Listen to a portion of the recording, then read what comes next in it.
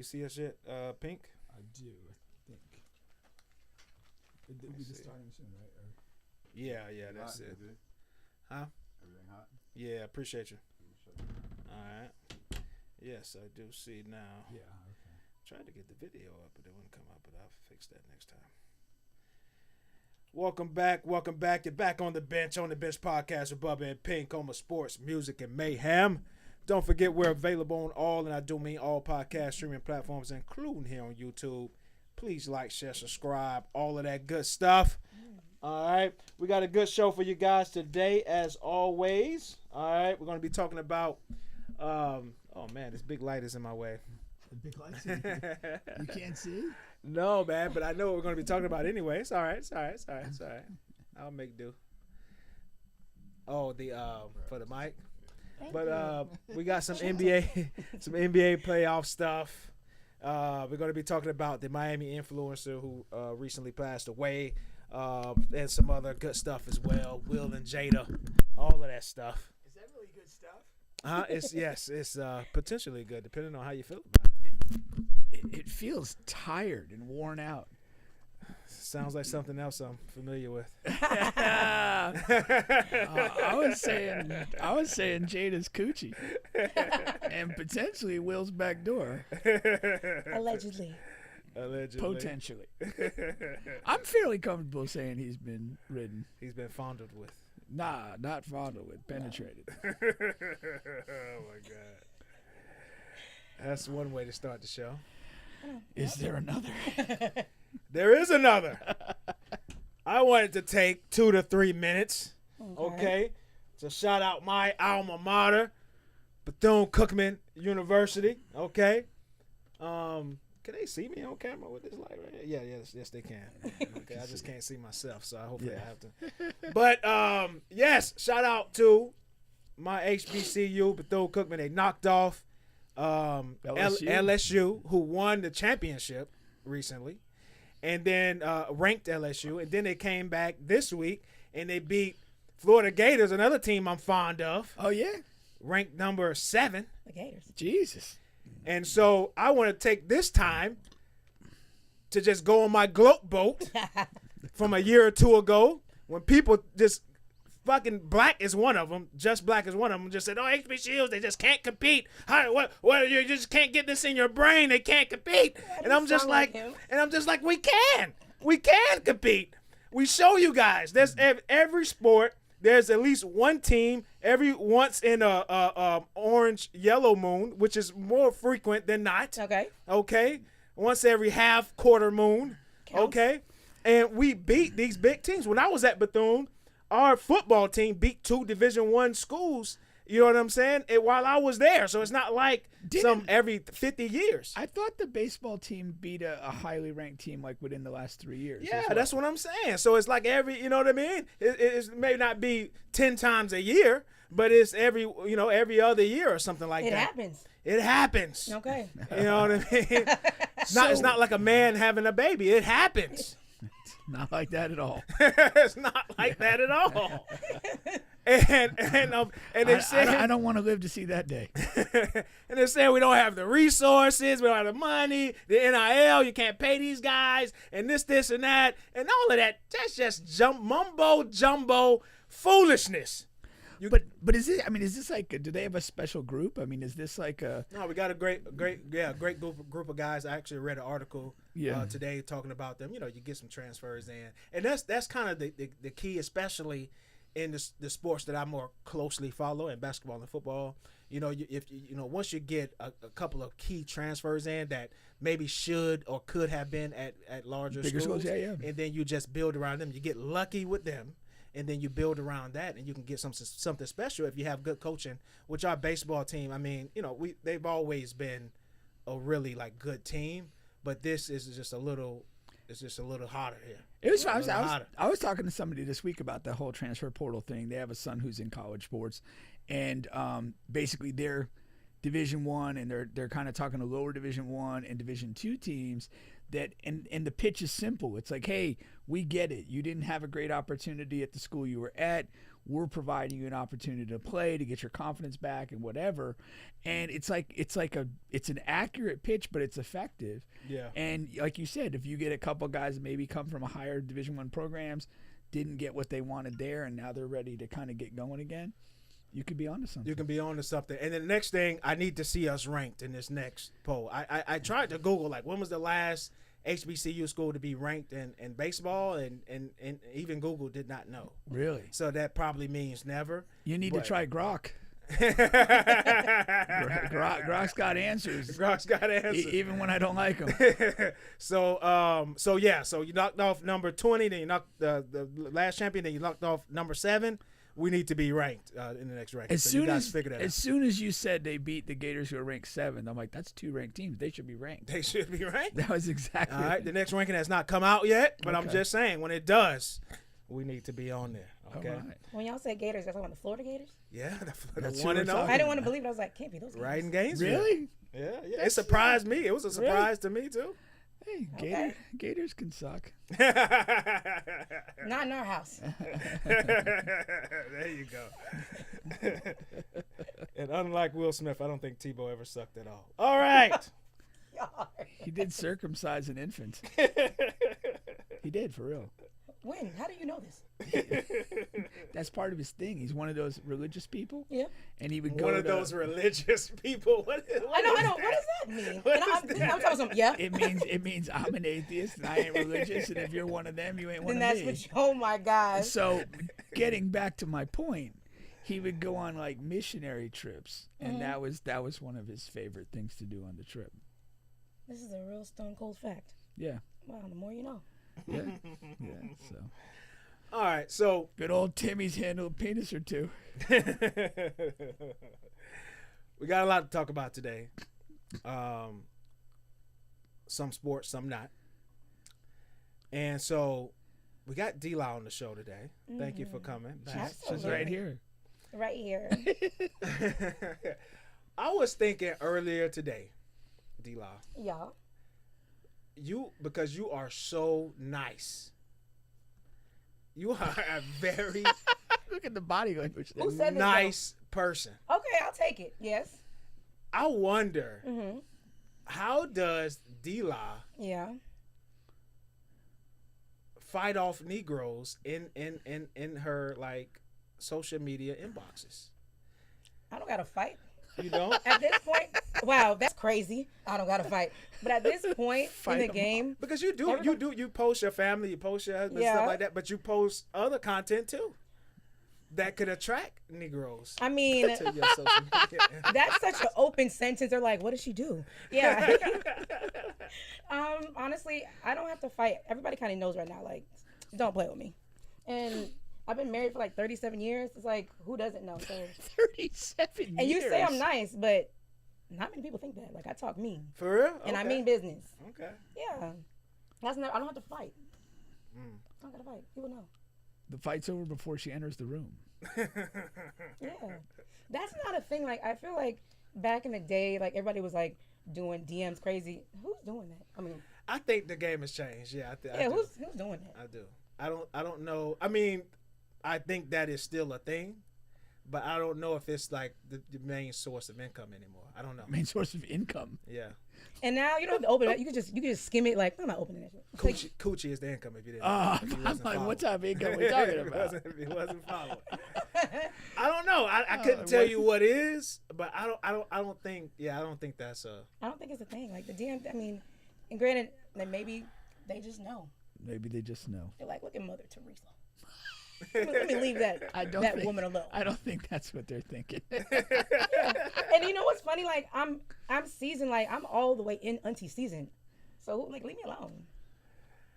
I don't have to worry about that. I think, a lot of guys started getting exposed, but I would think that the next thing to that would have been voice notes, but it wasn't. Wait, why would voice notes be? Because women started screenshotting messages in the DMs and started As they exposing. should. But they could record like a if you voice send a message. DP or if you send like crazy messages like That was a crazy time. Like I wanna sending eat your DPs with booty, you know? that's a crazy time. Like what made you really take out your phone, snap that ashy picture, and then send it like yeah. Let's see What? You want to go to jail? Let's see what happens. Yes.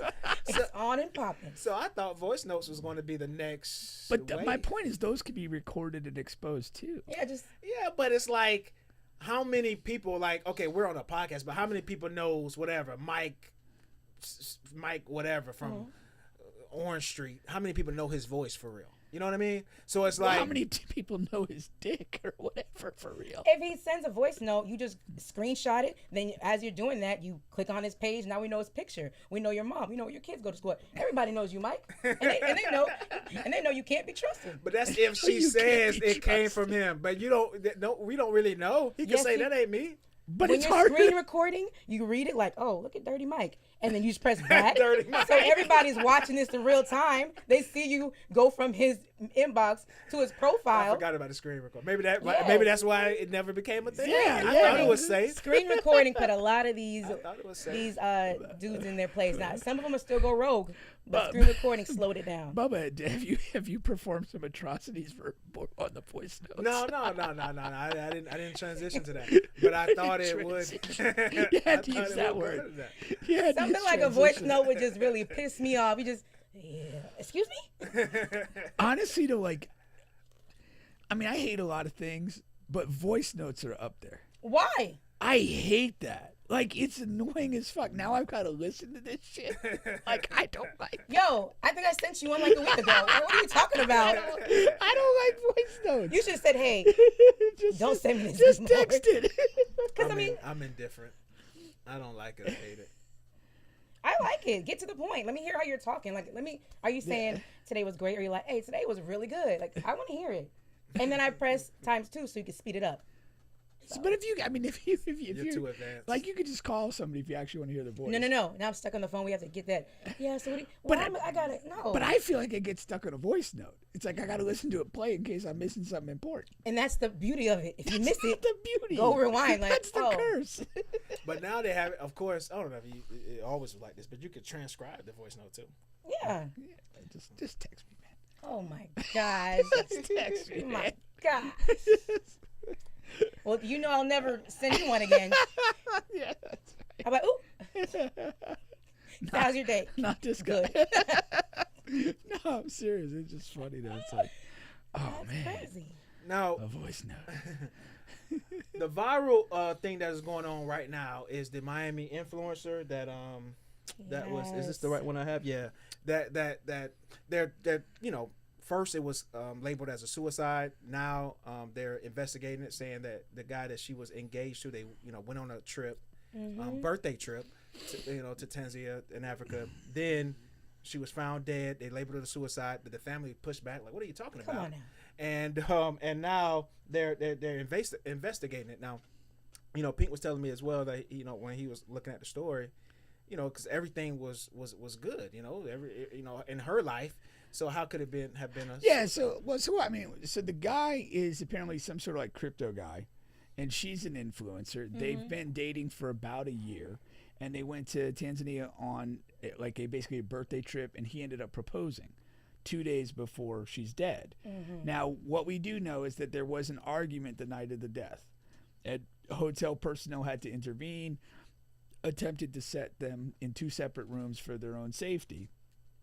And then by morning, she's found unresponsive, allegedly hanging herself.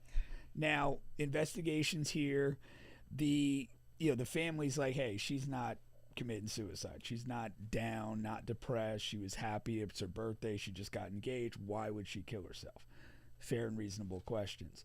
Then the other side of this is like there's going to be some hotel video somewhere that's going to potentially show whether these 2 people connected, or he got in her room or whatever after they were separated.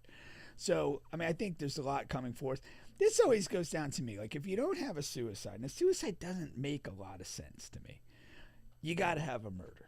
And who murdered her? Like, it's got to be the guy that knows her. It's not going to be a random, what, you're in Tanzania for a couple days and you've already made a lifelong enemy that's going to kill you? That's going to little not extreme. just kill you, but hang Come you. on now. That is so like that is. Come on now. Some of the family pushback. The whole world did. What? It's just a family. It just doesn't make sense. And I was telling Pete before the show, like, if he did do it, which right now the signs are pointing that he did, like, why would you choose a hanging? Like, that is so it's actually aggressive. kind of on brand. I'm like, you didn't think of anything else? Like, that was like, you didn't want to get like creative? Hanging that? Come on now. I was saying too, like, how many young, happy black women are going to hang themselves at like the first sign And of women distress? typically don't do they typically do the pills. They slit the Okay. wrist. Like, men get all messy and bravado on their way out. Ooh, That's what I gently said. speaking. But Pills or drug overdose should have been one of his first two options. I was Or like, the hey, stranger. maybe he didn't have access to those things. or maybe after you've allegedly already been choking somebody and there's probably some breakage here and what is it called when they kind of In the windpipe? I don't know. Breakage Wow, okay. sounds good. Hey, Breakage sounds good. Huh? you a detective? That was good. Yeah, the windpipe is broken, it fractured, whatever. Come on now, you have to go to hanging. Yeah, that's true Come too. on now. Yeah. Or you could have went with the we were having aggressive sex. That's choked always her a little good too one. long. But then you would report that immediately. No, then you're back in on it. You're But my like- point is, man, allegedly, I'm just waiting for it to come out because it's sad. It's a horrible case, but come on now. She's an influencer. She wanted her pictures and videos. You ever did content? You're right. You want to get your stuff. Big facts. Now, Come on now. one thing I didn't discuss with you about Pink before, because I wanted to get your raw reaction to this. My raw reaction. The rawest. Black Twitter, which is an old term, but anyway, black people on social media, they're spinning this into like a different conversation. Yeah. Which I'm not sure. I can't roll with it. And what they're saying is almost like she gets what she gets because she shouldn't have been with this white dude anyway. And that's the conversation. Ballsy now. white guy though to take her to the motherland and kill her there. Psychotic. I mean, like, listen, That's some next the level balls shit. on him. Yeah. Yeah. I mean, like he This guy makes he Sam may- Cassell look like he's got a fucking couple peanuts. he may be the son of a clan's like leader. it's really, but also the thing I saw a lot of the comments and stuff. It's really that, and then there's like pulling up old tweets and stuff she did when she was younger. she didn't like black dudes and stuff like that too. I mean, that's a stretch. Well, Well, all right. Time out. Give us some context. It's not because I don't have it word for word. Okay. But I know she said, she really wanted to have mixed babies, that's a preference. But I know it was like, something about black men are always going to embarrass us or something of that nature. It was very much I'm with my white savior and whatever. Which to me, if I read it, I'm like, all right, she don't really do y'all. But I don't feel you deserve to die. Like, who cares? She's dead. But then it was that backlash when what was that other black guy who his name wasn't Tebow, but his Caucasian girlfriend shot him. She said she was cleaning the gun or something. Oh yeah. We talked about that. So they're kind of saying, Oh, they're that was like like in the middle of the night. Yeah, and they're remember saying that? it's the same thing, but it's how he was so dogging black women. They're saying that's the same. People saying it's not. In my opinion, it's in the same realm of saying, hey, but I don't think it's worth saying that's why. Even when he was killed, I wasn't like, well, that's why you died. Like, come on, it's not a video game. It's somebody's real life. yeah, he said some scumbag stuff. I wouldn't rock with nobody like that, but right. like we saying now we're like, hey, player 10's out. Who cares? Like, come on now. Player But I'm not saying, but I get it. You don't have to like. Some people don't just feel like that's kind of what you get, but. I don't know. My heart's not that cold where I'm like, that's what you got. I feel it's unfortunate to have to go on a trip and you getting allegedly killed. Because I'm not saying that was no hanging. I don't think so. No, I think she got killed. I'm not buying the hanging at all. And I get it, he did it too. So yeah, I mean, so there's what? a GoFundMe. What? There's a GoFundMe. Like, didn't he have money? If your Yeah, girlfriend crypto guy. committed suicide, why is there a fish fry? I do like, not. There's not a fish fry, but I'm saying. All right, I for the life of me do not understand the post-death GoFundMe. What you mean? What didn't you understand about it? What are we doing? Getting money for the funeral. to fund Getting things. money. I'm not here to fucking pay people to die. Come on. What are you saying? You saying you don't understand the GoFundMe? Yeah, I don't like when somebody dies and there immediately goes a GoFundMe. I'm always kind of like, what? To cover expenses, cover maybe the funeral unexpected Because death. if somebody doesn't have life insurance, then you got the family. It's on the family to fund Yeah. this. I don't want to necessarily, when cousin It's the- Poo Poo go in the it's- streets, I don't want to necessarily go in my pocket 10,000. Cousin, he got a mom and dad, and then you. Like, bury your own. His mom and daddy is coming to me. Trust me. But that's what I'm saying. I'm not about that. It's like I got 3 kids. I don't want anybody in my kids to die for sure. Yeah. But like it's the final expense you're gonna have for them. Yeah.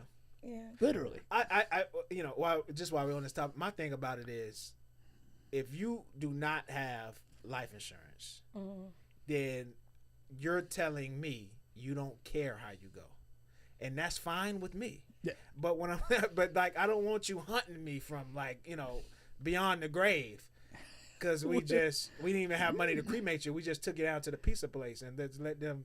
Yeah. You know what I'm saying? I mean, that's I don't understand that. Like, if I'm with you, and again, a GoFundMe is this like open-ended thing. Yeah. Like, it might raise $322. Yeah. It might raise $50,000. Like, you just don't know, and it's like, Yeah, you never know. what's going on with this money? You better Like, have a good story behind it. If you know. want some money. I mean, I'm the type, if I see it, I'm one of the people that's like anonymously sending it. You're so nice. I just told Yeah, you that yeah. earlier. I'm not You're really so that. nice. You know what? I'm not really that guy. Like, as far as that goes, man, it's like, yeah, Yeah. Get your life insurance. That's it. yeah. Get some life Do your insurance. life insurance. Man, don't put that. And if you want to do GoFundMe, do it too. I'll put some in for you. But I ain't. Pink's not. But my 25, you are gonna get it. I'm gonna hit the dislike button. But I started a damn mini war. pussy. I wait. Can't turn down a war. No. I mean, Please. no. It's just my nieces and nephews. They all got mad because I had to put. I don't have any kids, so I put one of my nieces down on my, on my life insurance information. And so I had to call her and explain to her, like, yo, if something happened, this is what you need to do, this number you call, and then you're the person under. And then I guess she told everybody for whatever strange reason. Bubba, you picked the wrong one. Yeah. It's like an unspoken rule. You just don't say it. You don't say nothing. He don't love us to put this, and that. I was like, what are you? Oh my God, this is why I don't have kids, because kids you gotta you have to. Bubby, that kind of conversation. out for First of all, everybody. you should have picked the one who would not say anything, and you should have added the words that, if you mention this beyond this phone call, I'm removing you. But see, but my thought process was I want to tell the most responsible one. Yeah. But I'm saying I agree with that. Yeah. But I would say, like, you do not mention. I this. should have done that. Yeah, that's what I'm saying. Future reference. Future reference. You know. Yeah. But yeah, this is a crazy situation. It I is. can't. For this one, I do want to see the additional information about it. To me, it's tough with these stories because we have a death. This is tragic, and again, platforms like ours, like so many others, you feel compelled to talk about it, to address it. But at the end of the day, we just don't have enough. Yeah. We don't have a lot. I'm fairly certain if I had to bet money, I'd bet it on Homeboy killing her. But there's a lot of unanswered questions that right now we don't know. And the sad truth is the questions probably won't be answered for several months. And by that time, beyond the family, nobody's going to care. Yeah. I just don't. I mean, y'all ain't bringing it for real questioning. You can't even book them. There's people in jail for loitering. Yeah. You don't think you could bring them in for M? Ask him some questions. I wonder how much money he really has. Yeah. Social media says so much things, but it said millions, so I believed it. I don't know, but I feel like enough to where shouldn't need to GoFundMe. If my that's another thing. If my partner committed suicide, and I have the money, I'm almost like, no, y'all keep your money. I'm taking care of everything. So why aren't you doing that's that? another weird move too. Again, if clearly there's some money involved here, what are we doing a GoFundMe for? Yeah. Mm-hmm. I think it's a weird, perverse thing that it's a vehicle that allows random people to feel good about themselves, and it's not really about the finances of the funeral or whatever. So the people who contribute, okay, I helped bury them. They feel good about themselves. They've done a good deed. But I'm the one who does it. I feel like, if anything, I'm like, oh, if you're asking for it, granted, there's some people who may not need it, but I'm just like, here, it's not like I'm taking out my life savings. Like, right. I'm gonna start asking though. I skipped out on tropical smoothie for the day. Like, here you go. Like, wait, what are you sending to the GoFundMe? Like $6.39? I'm not spending nothing I'm gonna have to miss, but I contribute and I go on with my day. Okay. Like if there's enough of us, you'll get what you want. Is there a number that's too low to contribute? No. Not at all? No. And if you think it is, then you're like a GoFundMe scammer. You said anything will do. You said anything. No. I'm saying not from the GoFundMe side. I'm saying from the giver's side. I give what I can, and if I can if it's $6, you're welcome. Really? I don't care. Yes. That's wild. How? In my head, I'm thinking like anything less than like 25 or 50 is kind of like, why am I bothering? If I did 25 and you did 5, they got 30. It's still something. I guess. Yeah, you just don't want to donate. I don't want. I do donate to certain stuff. Just okay. Just not that one. Not always dead people, you know. No, I mean that's still good. Yeah. He's nice too. Selectively. The question is if you donate 5 and he donates 30, like what am I to say? Like, okay, what he's a better person than you? Like, whatever. No, we both gave from the heart, or like he said, from guilt. What's the point? What's the point if I'm not going to give him any extra credit points? What's the point of him doing 30? Yeah. Maybe he should have just gave 5 as well. Because it was his personal thing. It was like what he wanted to do. I feel like if a child gives 5, it's like cool. I think if an adult gives 5, it's kind of like okay. Hey, say okay to me like that. There may be a bigger issue. It's always there was always so much pressure in church when the plates came around, especially if people knew, because like especially churches back in the day. I haven't been in church in so long, but like they knew everyone's financial setup. Like you had to like submit your whoa, dude, that is among the most fucked up shit ever. So if you put $2 in the plate, everybody's looking at you. Yeah, for sure. So it's like I never felt the way. You get what I. Because you're not supposed, because it's because you're not supposed to feel anyway, and they're not supposed to. But it's natural. Reality, yeah. You know? No, but see, that point you make though. I remember, my cousin was going to church, and like he got into it a little bit, and then like he's like, oh yeah, on Wednesdays they have like a financial awareness or financial education class. I'm like, hold up, that ain't for you to learn. That's for them to learn what you got. I go, you got to realize that. Like, that's some straight up scam shit. That's just crazy. If God really existed, he should revoke their charter. Because that's some bullshit. They're doing this in your name, Lord. I hope you're proud. Now they're doing this in your name. For real. That's crazy. Oh, man.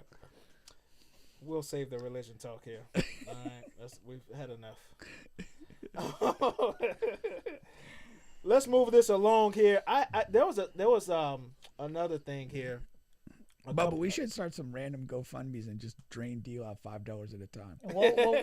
Now if y'all do it, I'm like, I'm gonna text. What's going on? I need some details before sending. I'm gonna send you a voice note. Hey P, you good? I need some details before I send this $6.25. And for my sports talk people, we got a play-in game playing right now, Philly and the Magic. By the time they wrap up, we'll get into all of that as well. All right. By the time we wrap up, Jamal Mosley will be fired. They're in the third right now. Sixers up by 5. Go Magic. That was random. Me? Oh, it's random when the woman says go Magic. Nah, Bubba's a big Sixers fan. That was the context. And this Magic team is really not deserving of our cheers. I mean, neither are the Sixers team, but still they've really underperformed. They've been on like a 3-year kind of arc where they've been progressing, and this year they regressed. Yeah. And so that's why it's kind of like tough to say, hey, go Magic. So you just give up when it regresses? Sometimes, yeah. Like, I'm not here for regression. No. Well, we are kind of here, so we can just tap on this real quick because I did have this, because there was a reporter, or an insider is a better word to put it. He put out a report last night that there is a Magic star player that we have some of those. told the front office that either he goes or the coach goes this offseason. Which he's still under contract. So that was pull the Jimmy Shitwood. That's a big move from Hoosiers. Yeah, and so I mean, we all know it's Paulo because Paulo had the argument and the blow up with the coach, and a little earlier this season, but the thing is what's funny is if this information is coming out now, I don't know if this was something he recently said or the insider just giving out this. I don't know. It's all different type of reasons why information gets put out when it gets put out, but. We all knew the coach was gone after the season anyway. Yeah. Like NBA franchises, they give up on the coach and the front office before they do the star player. That's just how it goes. Just economically, that's what's But I think this is a situation where they need to get rid of both. You need to sell high on Paulo while he still has a lot of value. A lot of people still like him. And the coach, I think this coach is – he's a really how I view him, and I could be wrong, but I view him as a coach of a young team that can, sort of like a developmental coach, but not the coach that's going to get you to the next level, right? And the Magic need the coach that can get them to win a first-round series, get to a second round, things like that. I don't think he's that type of coach.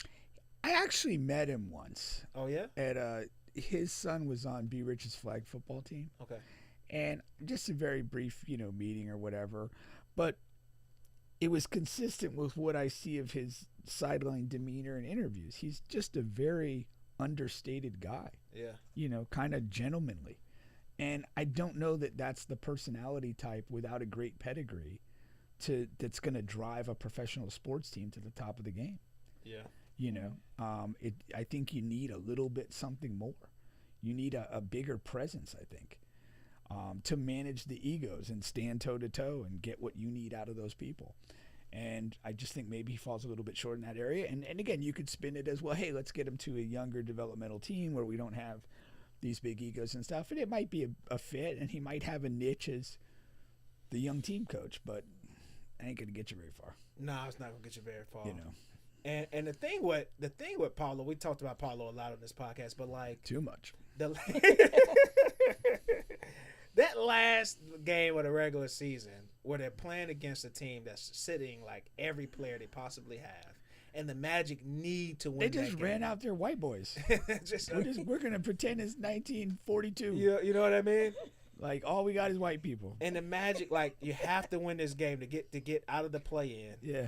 And Paulo comes out and just has like just the fucking like you just can't have that type of stinker type of game.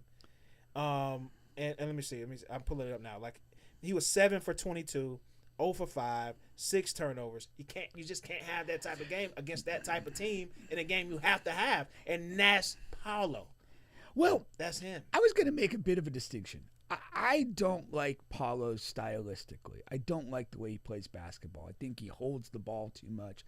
I don't think he plays the game in the rhythm of the game.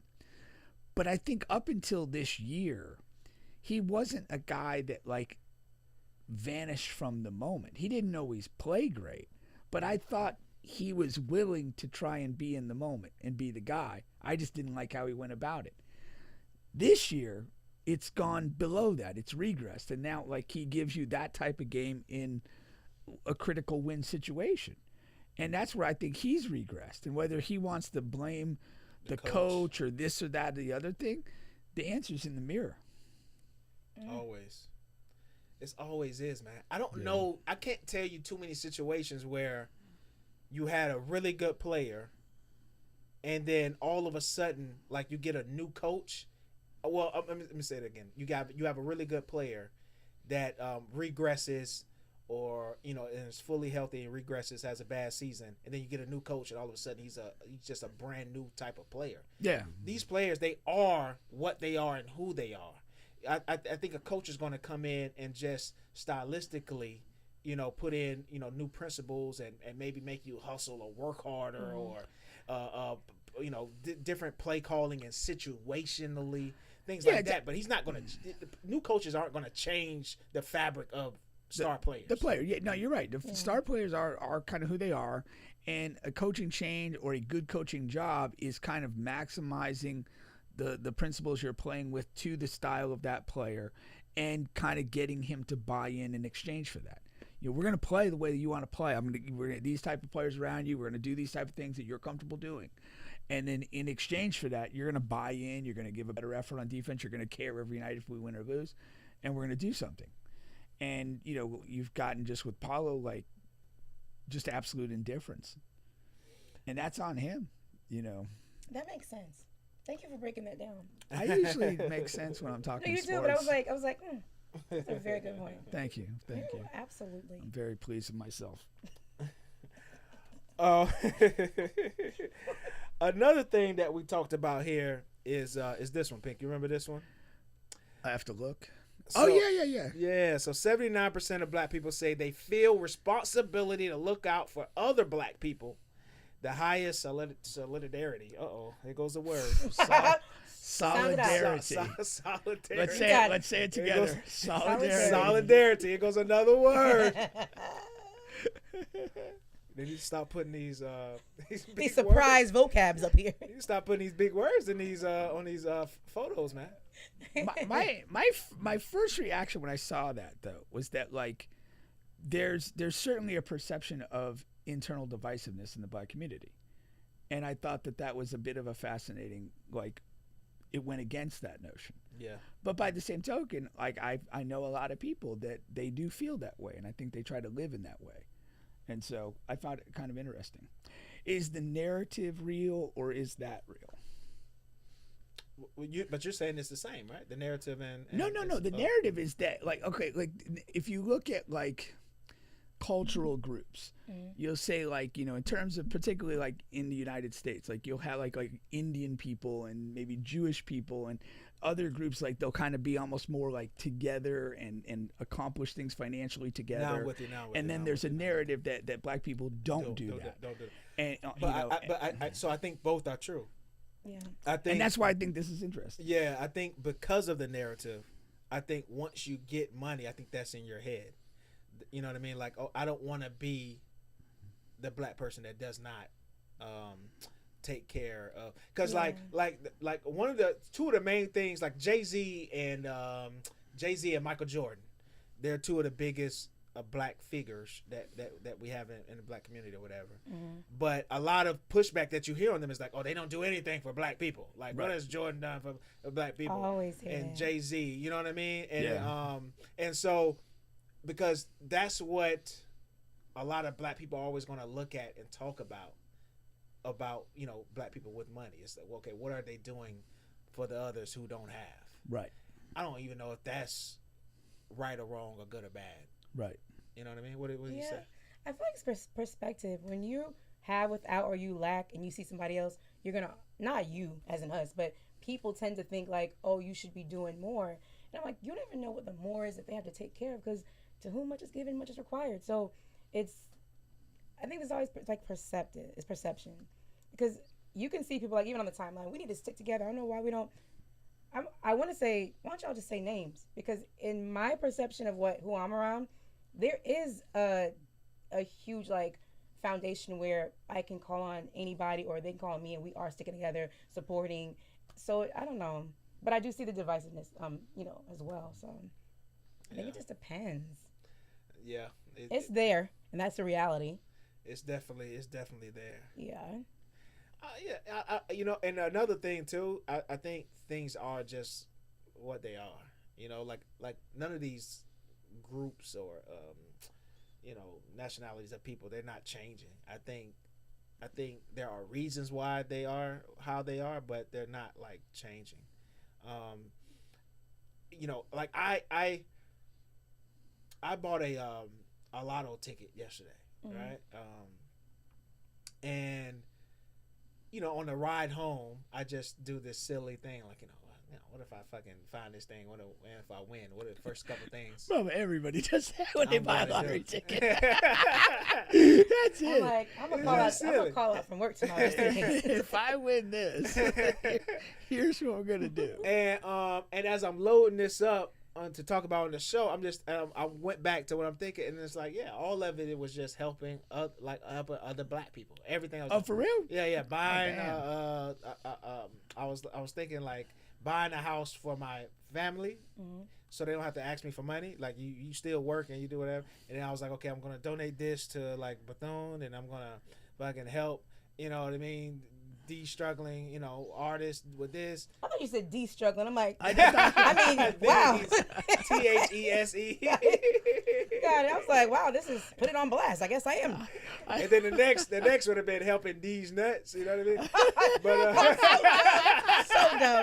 So dope. But yeah, so it's like I don't know. That's just, Hey, Bubba, you win that lottery and word gets out, you'll be fighting them off. The thing is, everything you just said, you could do all that, and there will still be people in line saying you're not doing enough. 100%. So it's like that's 100%. The kind of the thing we're talking about. People will always say you're not doing enough. The people you give to will be like, dang, you could have gave me more. Yeah. They can start trying to multiply. Like, if this was this much, he must have got this, pay taxes in your pocket. So that's funny. That's too yeah, funny. it's gonna always be that way. It's that way now. You're working a 9 to 5. Somebody thinks you should be doing more. Bubba, you're way more altruistic than I am. Like that's another word. That's never like. And I'm like, I'm like, can I get that in another sentence? No, I'm like, if the lottery. My thing is, if the lottery gets up to 9 figures, I get interested. And so I'll do that, and I'll do the same. But it's never giving money away. It's just not. It's just like okay. Never mind. I said you were a nice person. I'm gonna take it back. What are you gonna do? Buy a soccer team? What are you gonna do at this point? I would buy a gym, a hoop gym. We always talk about we that. could always bring the yeah. people I want to play. We'd have a fantastic recording studio for the podcast with all the bells and whistles. I'd probably do it my own go-kart track. It just would be shit to the music. So it would be going out to dinner by individual checks, please. No, I would pick up the tab when I'm with friends, but don't try the double entree move. That's not cool. Double entree. Is that your third drink? Shout out to Mark, double entree guy. But yeah, don't do that. Oh man, I'm helping people. I know I am. Mark actually commented. I think it was about the first topic, but he said he disagreed with your take. Which take though? Called you Mr. Pink too. Yeah. He said you missed on that take. Yeah. So which take was it? If you're still listening, Mark, let us know what take. Yeah, what take are we talking about? And what's going on? You'll get a phone call later. I wonder how many YouTube channels he has, because it's a new channel he's coming from. Oh, really? I don't know. He's got a few identities. They all say Mark, though. It's always Mark something. I like that. Yeah. Nothing wrong with that. That's too funny. I got 6 Gmail accounts. Do you? Oh, yeah. Oh, man. Same. I have a bunch. I got to get y'all to write more Google reviews for me. For sure. I remember that. I'll send you a voice note about it, dude. I'm going to respond back. Please don't send this. Please type this out. Before we get to another trending topic, I just want to hit this one really quick. I thought this was interesting.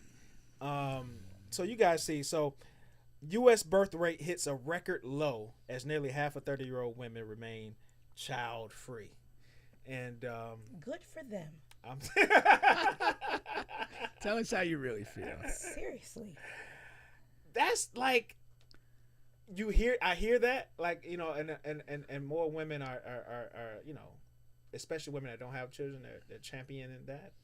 But I don't know how good that is. I think there's a lot of factors to it, though. There are. I think there are a lot of factors. And also, I'm a conspiracy theory guy. Mm-hmm. Oh, I'm not. So I think there's more things at play, too. I think... What's your conspiracy? Give us one level of the rabbit hole. I want to know. I think this was always a part of the government's plan. For what? To decrease childbirth and the child rate. I think at some point they did the math and sort of felt like, okay, either we can't continue at this rate and we need to find a way to decrease population of some kind of way. And so it's like okay, we'll do what we can to throw COVID in here and this and that, but we also need to look upon the future and how can we do that? And so that kind of comes in where you have like an AI thing taking over a lot of basic jobs. You simply don't need as many people. That People too. become a societal burden. That too. You guys are skipping over the fact that carrying a baby and having one is not always a blast. Well, I was just No. indulging But in I don't bonus think conspiracy. I don't. But I don't. A lot of these women, I don't think it's like necessarily their choice. Well, I what do you think- mean by that, though? So a couple of things. First of all, I think there are a lot more. Not think. The studies show there's a lot more women that are wanting to have children and are having problems having children. I think I think that is also has something to do with the government putting different things in our foods and different things. And like I said, weed is grown in the lab and all of that stuff. But the weed today ain't the same weed from before. And if you do the research on it, which I talked about it last week on the show, you have, you can have trouble impregnating a woman if you smoke a lot of today's As weed. the dude? Yeah, as the dude, right? I mean, yeah. So that's how women get pregnant. So of instead course. of condoms, you just smoke more weed right? and raw dog And shit. then also you just hear I just feel like the talk around that it's just more intense. It's more like Around what? around like not having kids. Like I feel like that is a bigger conversation in society versus even like marriage these days. It's about not having kids unless you're unless you have this and that together. Like I think all of that plays into this. Yeah. I think, there's a couple things that I think are factors. I think economically, the cost of having kids, the cost of having multiple kids is completely burdensome and almost overwhelming to a lot of people. I think that was done on purpose as well Could because be. of that. And then I also think that like you're having, I think, more divergent views on marriage. And there's more people staying single longer, and just the ideas like when you're in a culture, and I think we were a culture, before, where you kind of get out of whatever schooling your level you're going to attain, and you get a job, and you kind of look for a partner, and once you find the partner, you start having the kids, and that was just kind of the societal expectation. And I just think that there's more of a notion that people, you be 35, 40 years old, be single, never married, and live your life and be a travel person or whatever type of person, and it's more of an accepted life choice. There's not the same notion of like, hey, what's wrong with you? Like, why haven't you gotten married? Why aren't you having kids? I just think it's just more open that way. But don't you see like the discourse where there's more people who've had kids and they're online bashing like that parent, or I'm doing this on my own? Why would you want to jump into that when you're seeing all these different examples? And it's a lot of people who are, you say, more negative things about having kids. Like it doesn't sound like nothing you want to sign up for, versus having a career, becoming stable, traveling, taking care of yourself, not being overwhelmed or left alone to raise a kid by yourself, or dealing with a co-parent who's really toxic.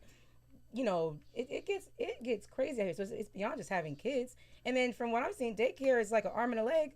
It's like, So I always, and I just did a video yesterday, a lot of people also shouldn't even be having kids. Like they really mentally, in the way that like traumatic, how a lot of people are just trauma-based parenting, we're messing up the kids we're having.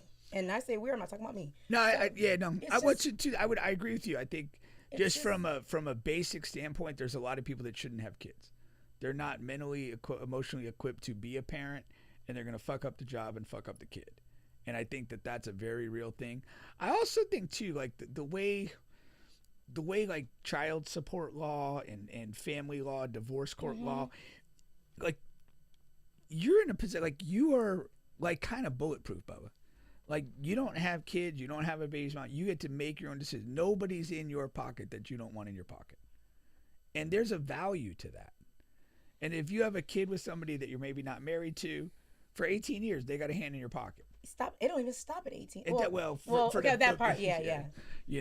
But that's that. I'm not saying that. Like I'm just saying, I think we have a broader spectrum of acceptable lifestyles, and being kidless is not, I think, as negatively perceived as it maybe once was. But to your point, maybe that's media messaging and what have you to say, we don't want that many kids. Let's make it less cool to have kids. Yeah, I think it's become less cool to have kids. Because, like, two things. I'm going to say the first one before I forget it. I am just coming out of this phase where I really felt some type of way when I would talk to a woman with a kid or kids, and they would have all of these different parameters that I would have to meet in order to have a kid with them, and they didn't have those with the man that they had the kids with. You understand? For sure. Like, and that's really, like, That's hated called, that. but couldn't learn from but the that lesson? that's called learning from your mistakes. I don't like. Yeah, but okay, but It listen, don't help you. It don't help me, and then also it's like, okay, if you don't, you're guarding yourself from me, but really what you're doing, Rightly so. But really what you're doing is you're guarding yourself from your ex or from that partner that you had that child with. That's really who you're. Yeah. Like. Do you trust me? Do you know me? Do you know, like, so you do you think I would do the same exact thing he would do? Why are you even, like, fooling with me? You're right. No, that's a why great are point. we even here? And so that would, like, really, like, fuck with me. But now, it ain't. It's not that, okay, you have to be married before you have another child, or you have to, whatever, do this or do that. It's like, I don't know that. I maybe I'm still on that. I'm telling you, I'm just coming out of that feeling. I kind of still feel that. No, I like what you're saying, because again, it's their protection is a reaction to the trauma of the past, and by embracing that protective mentality, they're really not open to you or anybody else. Mm-hmm. Right. You basically you're filling a trauma hole left by the prior person. Mm-hmm. Yeah. And that's not really like an organic relationship. Yeah, they're not ready And to date. and it's not, I mean, in truth, that's like, if you really want to be analytical, that's what it is. They're not in a mental place where they're available to have a kid with another person. They might go ahead and do it, but they're not ready. No. Or even a relationship, because Yeah. that's Any of still a that. factor. Yeah. And so now I'm in a space where probably I'll say, like, maybe almost a year, and moving forward, now I am ready and want a child, and none of the other stuff scares me at all. You know what I mean? Like, What all other stuff? The father that we just talked about, the whether it's the price of daycare, Cost of it, and all that, or the baby mama and all this and that. Because I'm old enough to know to choose the right person, whether versus, of course, when you're younger, or early 20s, whatever, teens, it was a higher possibility of me choosing somebody on Mercy Drive or something, Mercy and Drive specifically. but yeah, so it's some good There's stuff a on collective Mercy groan from Mercy Drive right now. Drive. Damn, we ain't getting Bubba. It's some good teams. There's some good teams on Mercy Drive. So yeah, I mean, I don't know. So that this topic kind of I felt some type of way about, because it's like, okay, this is where I'm at now, where I'm wanting to do this, but I can see the accuracy in it because of and then also, like, the last two women I was in a relationship with, they had these issues where they had trouble even having a child. Like from a medical standpoint. Yeah. Okay. One of them is like PC something. OS? Yeah. Mm-hmm. Like, she had like a really bad case of PCOS and all of this, and I don't know if that was around in the 1960s or 70s. I don't know, but probably not as prevalent as it is today. What is my luck that I get the two? You know what I mean? The two that I choose to be in a relationship, Bubba is hardly ever in a relationship, but the two I fucking choose happen to have this. They both did? Really? Back to back. Wow, Bubba. Back to back. Maybe the Lord's sending you a message. You got to add that to your dating profile there. No PCOS. Yeah. You know what? Deal breaker. So annoying. So annoying. Trumper and PCOS. So Trumper and annoying. I can handle anything else. Anything else. Missing a leg. So annoying. Oh, jeez. Oh, man. Hey, Bubba's coming clean. What do you think about that, DeeLa? Sounds like Bubba. Oh, that's good stuff. Another thing I'm having trouble with while we're here. Yeah. Well, Bubba's trouble. And I'm sure this person could be watching though, because when you're having trouble, that's when they tend to watch. Really? See if you're gonna bring it up. Oh, really? This is a test, and Bubba's about to fail. Yeah, I know, right? But I mean, the funny thing is, I mean, this could have been from like 50 years ago, so who knows? So, stopping leaving a situationship, I guess what we would call it these days, or leaving a thing that is not a relationship, but you guys are together. You know what I mean? Leaving the talking stage. Yeah. Making your exit from that situation. Right. It's some might call it an escape. It is harder than, and I remember we talked about this a long time ago about like I had these, it's like a playbook. Yeah. You know what I mean? Yeah. That I go to try to escape from those type of situations, but it's hard, man. And when I was younger, I used to think like, okay, these girls are crazy over me because my ding-a-ling is so good. And and that's why I'm getting ran over. I don't think Mark agrees with that take. That's why I'm getting ran over or hit or scratched or whatever, And that's why. Now you've come to the realization that that's not it's not that. Not that they could be unmedicated. Decreased emotional regulation. No, I just got some good pee. And stalked for 2 years in Atlanta. And oh man, that must have disappointing realization for you. That's not the reason. He said that must have been a what? Disappointing realization. And Bubba's just staring down at his thing like, man, it ain't you. You ain't what I thought you were. You ain't what I thought you was, man. So all this time. You're more Paulo Banchero than Michael Jordan. But listen, I've learned that it's more so of like, because I think it's the ideal of me. And then when I think the woman is like, okay, I'm tired of going through, because I think a lot of single women go through like a lot of these situationships in the first place that they don't want to be in, but because of the way society is, they have to do that to get themselves to a relationship and into a marriage. They understand that. But I think like you're saying, it's like the numbers game. Yeah. I'm going to have to involve myself with guys. Eventually I'm going to find the right one. Yeah. Okay. Right? But if I sit out of this, I have no chance. Hope. Right, I got you. So they find themselves cycling through, and I think number one, I think that's just a frustrating process, right? So then, so by the time I'm trying to make my exit plan, they're like, "Fuck, this guy," you know what I mean? I'm mad, so she's, that person is mad because of that. Number two, I do think it's the ideal of me. Like by the time you say, "Okay, I'm tired of cycling through all these guys," I finally found, a guy with no kids, a guy that has some stuff going on, By the time these months have surpassed, you probably convince yourself like, okay, yeah, this guy is the one. I think convince yourself. Do you convince them? No. I think that men live and exist in the moment of a relationship. I like being around you right now. I like fucking you. I like whatever. And women, they operate in like this future time scale way more than men. Bingo. They're meeting the guy and they start to project, oh, is this a guy that I would want to be with? And this a guy that I would want to marry? Is this a guy I'd want to have a kid with? And they're almost living in this future life, and the man is typically living in a day-to-day, moment-to-moment thing. Yeah. And I think that's a lot of friction in male-female relationships to begin with. But I think that's why is that there's like a mental buildup, because they're not just seeing like you, they're seeing what you could be and what you could be together and all that. And so they kind of build that quickly. And you may not be building that. You might build it slower and reach, oh yeah, I really want to be around this person or whatever. Or maybe you realize it's time to get the hell out of there.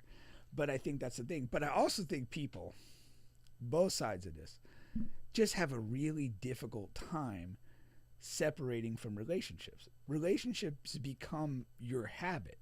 You're around a person on a day-to-day basis over a period of time. It becomes a habit. Your life becomes marked by those things, the time you spend with that person. And you get a couple years into this, or several months into it even, you're looking at the prospect of, all right, if I really leave this, like, how do I feel that? It's comfortable. Do you rush back into the apps? Do you whatever? But again, there's a certain comfort to it, even when it's not going well. Like even when there's tension and conflict and whatever, you like, because we're creatures of habit, you develop a habit for the conflict and the reconciliation and a couple of good days and then more shit after that. Like it becomes your habit, and habits are hard to break once they're established. And I think that like on both levels, the male or the female level, when it comes to actually like, we're done, I don't need to see anymore, I'm, that's hard for people. We're just not built for that once we allow somebody to become a habit in our life. Y'all leaving out the part that you're having sex as well? I mean, habits, being around. Part is you guys are coming together, and whether your intentions are there. If it goes right. Yeah, someone is. But y'all are coming together, so that is also whether you're gonna you're playing it cool or hey, I'm just here for a fun time. What's your line? I'm here for a short time. I stole that from Drake. I know you did, but yeah, you say that a lot. It's not like Bubba's line, but everybody. I don't know. Well, you say it a lot, so I associate it with you. People associate that with me, like you say it a lot. You're always like, it just fits your profile. Yeah, it's probably on his bio. Good time, not a long time. So that could be your perspective, but if she's like, hey, I like hanging out with him, and I'm actually giving him all this, y'all doing all these extra stuff behind doors, of course it gets muddy. Like, of course, what are you expecting? It's not about what I'm expecting. I do expect it to go poorly. I do. It's just having to go through it. Yeah. And then sometimes you can reach that result, and then you put it off for because you're dreading after. That's the thing. That's the thing. Like and again, it's all. Again, if you're with a person, you're getting regular sex. Now, one of the things is if somebody withdraws sex from the dynamic, it becomes easier. It makes it easier. That's the thing. But also like the degree of an entanglement that you have with a person. Are you like living together? And now, now there's like you got to figure that part out. That's a big thing too. Is there, is it whatever? I mean, like how connected are you? And then how many things have to be kind of unstrapped for it to be over? Now what you're speaking on, I'm not sure I buy in all the way on this. And you're sex and you're talking about like soul ties and. No, I'm not. I'm just saying in general, if I'm having sex with somebody, and I'm not saying just me, but let's just say we're doing that unprotected. It's gonna be a big deal to me, what you're doing on your free time, and then when you come to my body. Yeah. And we're gonna have emotions, so it's not. That's not a problem. Having an issue with that, I support that, but I'm talking about doing that, and then I'm trying to exit. You keep saying trying. What's so hard about saying it? How come you can't be direct?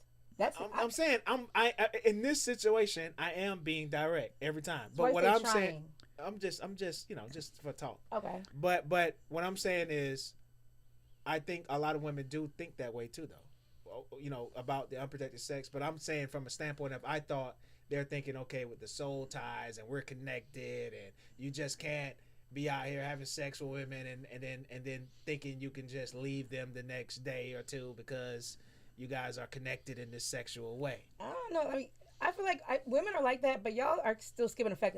Some of us, when we go into that, it's, hey, you're a good time. We have a great bond. We laugh and we want to have sex. Like, that's how I ended up marrying him, but I didn't get him with him thinking about the future. I was like, dang, he's low-key quiet. Looks like he has a good stroke. We giggle, let's hang out. So not everybody's thinking about marriage and long term, but when we were keeping it cool like that, I was like, hey, when you free, let me know. I didn't care who he was really talking to. Then at one point when we started talking more and having those conversations, because we're not animals where we just have sex and walk away. You're having sex, you're cuddling, you're talking, having these conversations. How's your day going? These things I'm going through. Yeah, that's still bonding and building on the relationship. So, but I mean, you're kind of talking on the front end of it. Yeah. What end are you talking? The back end, the exit end. I've exited so many things. I feel like it's not that hard. You make it hard. No, that's my point. My point, again, some people have a capacity to do it with no recourse. But I'm just saying a lot of people struggle with that. Yeah. And sometimes one partner struggles more than the other. And then you get the situation where they're desperately trying to maybe negotiate an extension of this and not wanting to accept that. There's just a lot of dynamics out there that aren't necessarily your personal dynamics. I get that. And the sex part though, like, I mean, to me, the likelihood that however the sex started, when you're ready to exit, the sex is probably taken a bad turn. Not all the time. What? Not all the time. Not all the time, but I think I would suspect it's not. Sometimes the best sex is with the wrong people. But it's not. No. But I'm saying when you're in a relationship, you've regularly had sex with her. You've had we just met each other and we're trying everything we can. I don't think that when you're at an exit point that sex is the same. In the majority of situations, there's always exceptions. I'll say sometimes. I don't know about sometimes. But I know exactly what but and I think more so in your situations are like long-term relationships, especially if you're living together, stuff like that. That's what we're talking. But that's more or less what we're talking about in terms of exiting something. Yeah. But I'm more specifically talking about, and I shouldn't have doubled down in explaining this, but like leaving a talking stage or a situation, not necessarily like a longer relationship. When you leave, do you cut communication off, or do you try to be like hey, we're cool, and you text here and there like, hey, Merry Christmas, or are you cutting them off? Because that's, and I'm not saying you do that, you give off that vibe, but I could be wrong. But if you're really cutting it off, that's okay. You say your spiel, they're gonna, well, I don't understand, Bubba, what happened? I understand, but right now this is not for me. Not checking in on them. They're out your phone. You're not on them, watching their stories on social media and hearting it and doing little trickle things. That's what makes it hard. It's not hard if you're really breaking it off.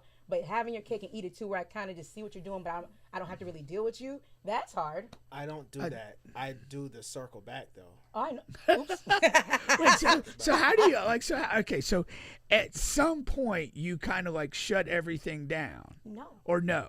Yeah, but see, and then you might let some time, like maybe a year or so pass. But I don't want that person to like hate me. Who? Like the person, like the girl that was look at her body, like the girl that was stalking me in Atlanta, right? Yeah, I told you about. Yeah, for sure. The whole story and stuff. Great story. I saw her at I saw her at one of Ronnie events. Okay. And, you know what I mean? Yeah. And it was so awkward and weird. Like we didn't even like speak to it. We're in the same like small space. You know what I'm saying? I ended up leaving. Does your grandma still like my dick?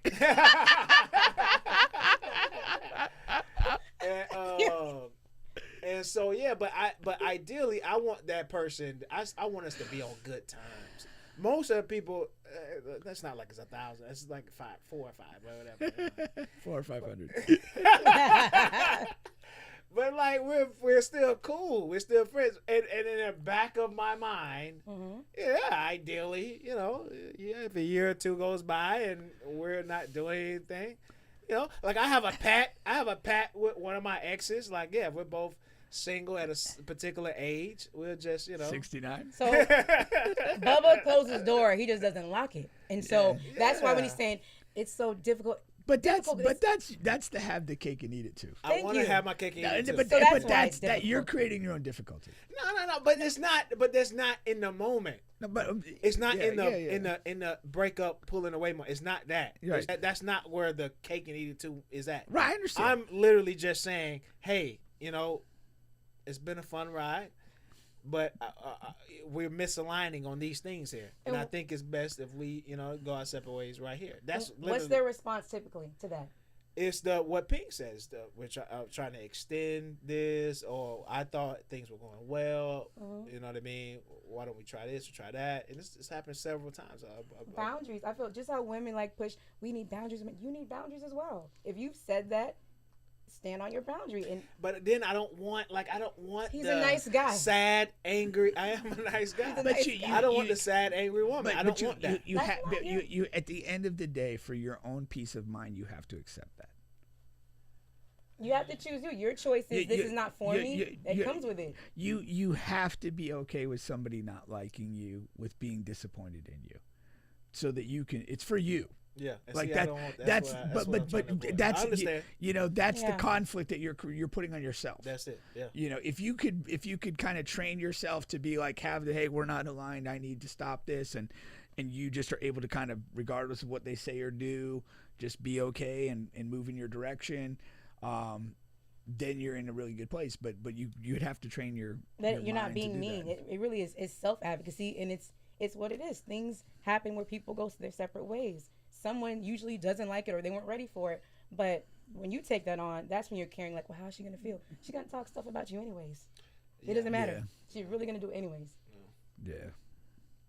And you have to accept maybe she was already taking some dick on the side. It's always a shoulder to cry on.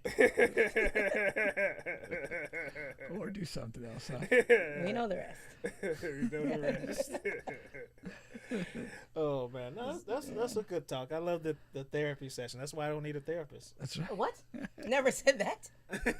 He you said guys that. are my therapist. Oh my gosh. Yeah. These are free therapy sessions. Yeah, we're not charging, Bubba. There you go. You gonna send him an invoice, deal? I'm not invoice. I might. The Cash App request. Actually, I actually might. And a GoFundMe. voice note. I've sent you. But now in Cash App, they make you put a note in now. Yeah. So you can put therapy. It's good. I will. Life choices. Someone else who may need an invoice soon is Jada. She's on her podcast tour. She needs a funeral soon. Oh my gosh. Too much. Why? Just too much. Explain. Make the She's case. talking crazy. But Make the case for why she should live. Because, no, oh my gosh, I'm not even going to build a case. What is this? The new That's world? Just, oh my. I just make the case. Oh my goodness. What purpose is she So serving? what if you had to right do now? that in like the new world, like Make the case. I feel like we're heading that direction. Is anyone going to speak? No. That's crazy. But that's she does this every once in a while where you're like, damn man, you do feel sorry for Will. You can understand Will is not without his faults. I was talking to my daughter about this on the way over. He's not without his faults. No. But she is like the personification of toxicity. She's just like, she's literally emasculated him as a man. He has no manhood left. He should really think about going to Tanzania. What? You're so rough, man. I'm so done with him. It just is what it is. But she's completely emasculated him. And then, like you said, it's like every so often, just some, thing has to come out. It has to be said. It's just like, And I feel they're all similar. I feel like they're all like just emasculating Will. That's it. That's it. Every time she comes and out the funny with thing this is, stuff. it's like we always talk about this in the context of like somebody releasing music or whatever. Like they'll create a controversy. Mm. Yeah. Like she's not really doing much of anything now. It's not like she has big movies coming out or anything like that. But I almost feel like I would wonder if you could chart her statements with like something like fights that they're having or arguments that they're having or things that he's doing she doesn't agree with, and that her triggered response is to do this, is to get on the next podcast and just say some emasculating thing. If we were in tribal times and I was the chief, oh my gosh. Oh my gosh. yeah, That alone is making me uncomfortable. Where does this go? as it should, I would cut both of their tongues out. And then I would exile them to opposite parts of the village. And that would be it. Well, you can't cut a tongue out. Yeah, you could. He said he's the chief of this I place. think Jada may have some good head. I think so. And I think a tongue is integral piece to that. She will suck no more. You're so annoying. So annoying. Bubba, just train up somebody else. Train up somebody. There's some options. Like here's the deal, Bubba. How old are you? Like, you've gone this far without getting head from her. I'm quite certain whether she keeps her tongue or not, you ain't gonna get a head from her. So, like, let's just. He's hopeful the stars will allow. Let the tribe speak. The tribe speak. Oh, I don't know. I'll never forget the whole August situation. You'll never forget it. Like you were a part of it. I know, right? Hey, he said like he was in the living room. I'm like, give me the scoop. Give me the scoop. I'm a Will fan. Like, Are you? I fucks with Will. Yeah, I fucks with Will. Man. Even emasculated Will? He's I choosing. don't know about that. He's still choosing to be where he's at. Like It's a noble. It doesn't mean he's not emasculated. It's a noble man. No, it's foolish. no, it's The just kids are grown and out of the house. It's foolish. I don't feel sorry like to that point. I feel so sorry like he's not a puppy. He's not a teen. He's trying to learn. He that's where he wants to be. No. That's I mean, his like place. on some basic level, they deserve each other. I'm just tired of hearing about him. I don't care. Like, you guys suck. You're both shitty people. Like, be done with it. No, I didn't understand when it's not verbatim, but it's when she made the point about I spoke about cheating on him for his ego. I was like, yeah. What was the math on that? I was like, Jada, what? And then she was like, and everybody's like, I'm like, she has really mastered that nonsense talking to a T. Because I'm like, is everybody watching the same thing I'm watching? Because I'm like, I've heard some. I admitted to cheating for his ego. I did it for his ego. He needed me to say it, that I did it, so I did it. Even if it meant I did it. What? Where are we going? But yeah, I mean, seriously, what is that? Like, what's your take on that? Do you have a take? You talking to me or you talking to you? Both of you. Both of you. I'm trying to. I don't know. I'm trying to do the math on it. I don't see how she turned it around, as in like I'm doing you this favor. I'm honoring you, even if I'm throwing myself, under the bus. Like, you cheated. Like, what are you talking about? There's nothing noble about. When you cheat, you cheat. It's not like I'm doing you a favor by telling everybody, but from what they said, they've cheated on each other. I mean, so it's alternatively, you've heard they've had an open relationship. Yeah, but I think the cheating probably started it. I think they probably cheated and said, okay, we still want to be together. Well, let's just have a yeah, for sure. That could be it. And that being there that long, like, it could be fluid. It could be open, and we close open, try. Who knows? Because that's their thing. But I was like, girl, that's the silliest thing. That sounds like a man talking. No offense. No, it's quite clearly a female talking. I know, but it's like that's some girl math. It's like mental, like, a female dog is talking. Like, I apologize. I apologize on Facebook to make her feel good. What? Like, you still cheated. You got a kid on the way. Like, what? We're not gonna give you a cookie. But yeah, I rolled my eyes heavy. I was like, girl, please hang it up. No, I want them both to, like, just recede from the public spotlight. Like, they're not giving us anything other than just nonsense.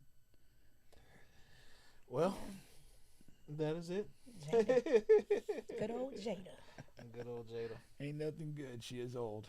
And balls. First of all, what? I love her haircut. Really? Yes. Okay, Chief. She looks like Michael Jackson's favorite boy. Jada is beautiful. She just says nonsense. Speaking of Michael Jackson, you guys hyped to see the movie? I do want to see it. Yeah? Yeah, I do see it. I'm going to go see it. No, I'm not hyped. I'm going to watch it when it comes on the streaming site, but I'm not hyped. Yeah, for some reason, I can't get to the hype. But, of course, I will watch it. I wouldn't say I'm hyped. Like, I'm not going to, be there on opening night or anything. I feel like I've seen a bunch. I'm not going to wear one glove to the first show. But you know there will be. I know. There will be. Yeah. I don't. And then also, I know they're not gonna, like, hit the stuff that I would want them to hit. And why would they? What stuff? The kid stuff. I would want to see that. Really? Like, if you make a R. Kelly biopic, you're not gonna leave out. Yeah, you're not gonna skip that. I get that. Yeah. And so, if you do the Michael Jackson, that was like a large part of his life. Yeah. And but they're not going to put that on the big screen, No. No, I agree with you. It's not. It's going to be. I'm expected to be like a soft piece, and it'll be like a nostalgic piece. Mm-hmm. You'll feel and I think you can still do it good that way. Yeah. I'm just saying, like, I would be more interested if they was going to do the full thing. And then I wonder how much they already did. Back in the day, they did the. With the childhood, with the dad and all of that. And I found that to be good. With all the kids. Yeah. So I'm not sure. They're probably going to start him. Do you think they start him? All the previews, he's an adult. Mm-hmm. Yeah. So how do you think they'll do it in this movie? Like, do you think you'll get any kid Mike in this movie?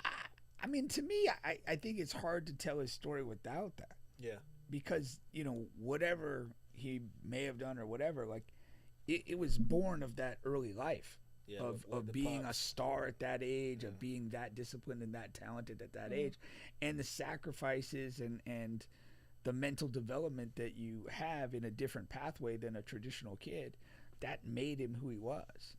That's the thing that is. I think it would be very kind of soft, superfluous thing if they don't touch that. Yeah, that wouldn't be very good.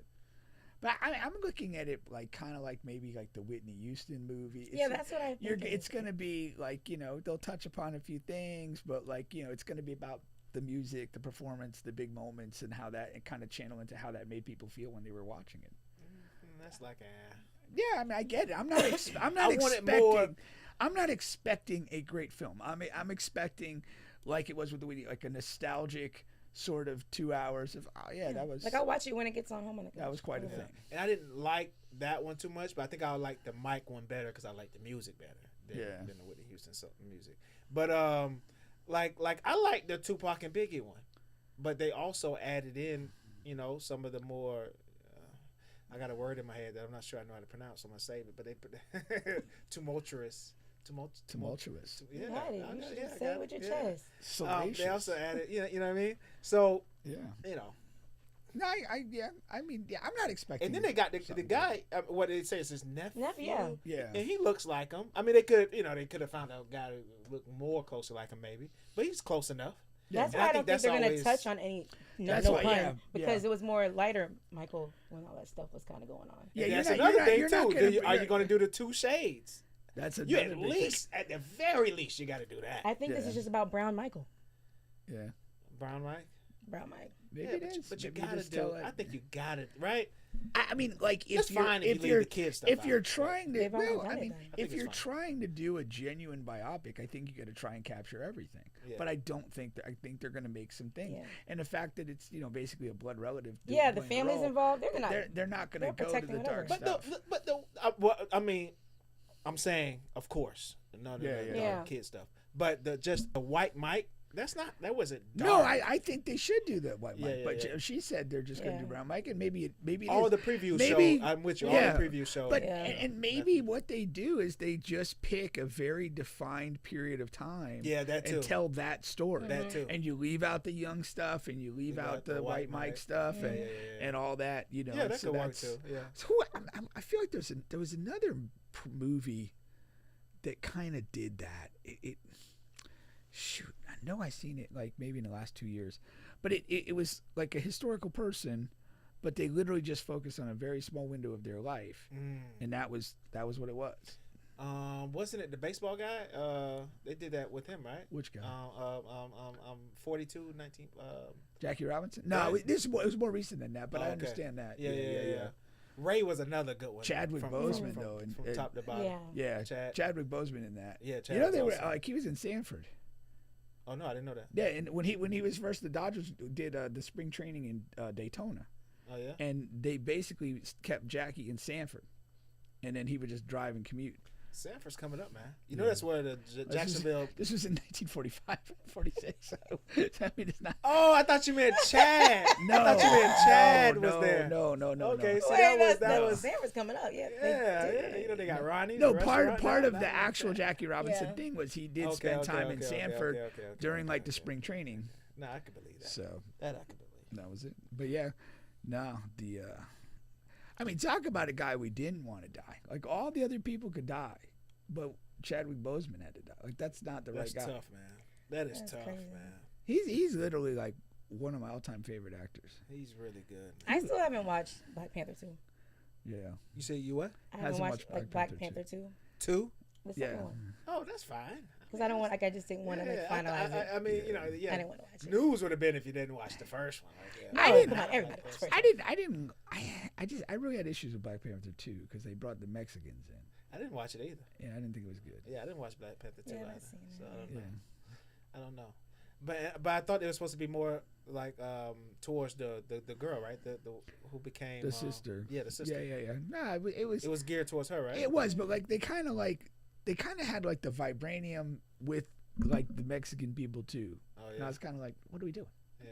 Like part of the uniqueness of the Black Panther is that here's the vibranium. This is where it is. This society culture is built around this. Like, don't give it to somebody else. You just get lost without. I thought it was so good. It was one of those you could have like, not saying left it there in a way, but it was. I loved Black Panther. Like I loved it. Without Chad, part 2 was just rough. Yeah. That whole idea. So maybe they did the best they could. Yeah. DeeLa, what do you feel about the game here? Talking about Drake, of course. You got the new album supposed to be coming out any day now. Iceman. He says that Drake absence is why hip hop is struggling right now. Y'all ain't appreciate one of the greatest. And we never got your take on any of this hip hop stuff because you big on music. I don't know about struggling, But I do miss Drake's music. I love it. I was never like one of the people who got so deep in like that whole Kendrick and Drake thing where I'm like, oh, F Drake forever. Please, Kendrick did great, but I love Drake. He gave us so many hits. He gave us so many hits on hits on hits. I don't think that I don't think it's struggling. It's we miss I miss his music. No, so the struggling thing, that's been a topic just in its own for the last about month, because it was the first time since like the 80s or 90s there were no rap songs were on the Billboard Top 100. So that became like a big thing because hip hop has always been. So that's why they say it's struggling. I was gonna say there's no and of course Drake had become one of the heavy artists hitter that was on there every for year. sure. Yeah. No, I mean, again, like if you look at the statement, you kind of have to accept the premise that hip hop is struggling to agree with what he's saying. Do you think So Drake is I mean, again, you're deeper in it than I am. So like if there is a genuine struggle, and if they're not charting, then you do ask. So like, if why? Drake dropped an album, then everything is just back on the ups. I think That's a good point. Yeah. So it's not like, but I guess I mean, yeah. I see what you're saying. It's saying. It's saturated though. The market's really saturated, and then obviously with social media and the TikTok songs that those really been playing off more. It's like, I think they've probably lost some of the value. They've devalued artists to where I feel like why they're not even on the 100 as well. Hip hop specifically, or artists across the board? Hip hop, even like how it's being handled. In my opinion, how it's being handled, it's so much like you really scroll and you see all these artists. It's always been that way, but when you go on Instagram, TikTok, it's so much quick music. It's not even.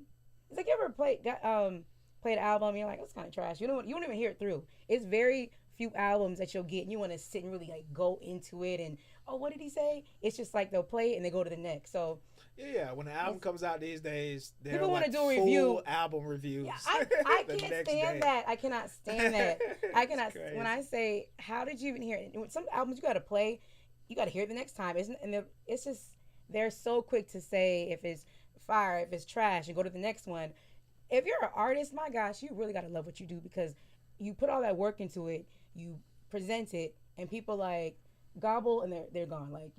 So you really got to love what you're doing. But it's a different time, I think, for artists in general. Because the tolerance level for music, listening, and sitting through an album is low. Yeah. So. I mean, I don't think I've sat through an album since college. Like whatever, it's just not something I do. I just did the other day. Like when Ray Sean's album came out, I missed I put it in my I downloaded it, but I just actually started playing it last week, like track for track. I like to go right in order because if you put it in order, obviously there was a reason behind it. But I sat there and I listened to all of them. But now people. Yeah, I go through albums all the time, but I go through them just to see like what songs are going to make it onto my playlist, and then I don't really go back to the album. Yeah, really. But like I'll go through the album. I'll run through an album, especially if it's an artist I like. I'll run through it a few times, and then I'll digest it, see what I like about it, and then the last time I go through it, it's just to pick the songs that I like that go on my playlist, and then I won't come back to it. Like Kanye came out with an album recently, like a week or two ago, something like that, maybe a little. And I went through it probably like twice. The problem with that album is just it's like alternative music. It's not like a rap album or hip hop album. Yeah. And so I just don't really like that type of music. But sonically, it sounded pretty good. But it's just not my type of music. And I'm hoping, because I am a Drake guy too. I like Drake and Kendrick, but I'm hoping Drake doesn't do that because he has a lot of that in him too, where he can float in these different genres. And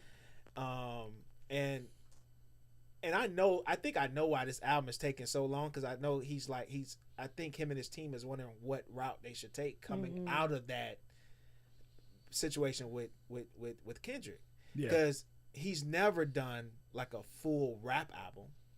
But that's what people kind of want now, coming out of that. But it's like, okay, are we going to let Kendrick dictate what we normally do? But if he come and he's already done the R&B album, he just did the R&B album so he can't come out with 10 R&B songs. You just had that album with his guy, but for the love or whatever it was called. And then, how much do we want to hear, island Drake or alternative Drake? I don't know. I don't want to hear that. I mean, the singing is cool and the rapping is cool. I don't want to hear too much of London and all of that. I do feel that you need to have some good rap in there. Yeah. Like it has to be a part, because if you don't, it just looks like you're continuing to run. To run from it. Yeah. Yeah. And I maintain that Kendrick thing took something off of Drake that he's never getting back. I'm not saying he's not going to ever be successful or do stuff that people like, but he was at such an exalted place, and he's just never going to occupy that place again. But people enjoy like seeing you come down from your pedestal, so that part. But I feel like when you're creative like that, you really can. He can bounce back from that, because people wanted to see him get demolished by Kendrick, and it happened. But I don't know. When Drake drops, I'll be ready to listen. Right? Don't come with no techno album. Don't piss me off. That's what I'm saying. Do not piss me off. Please don't piss me off. I'll be a keyboard warrior. Like.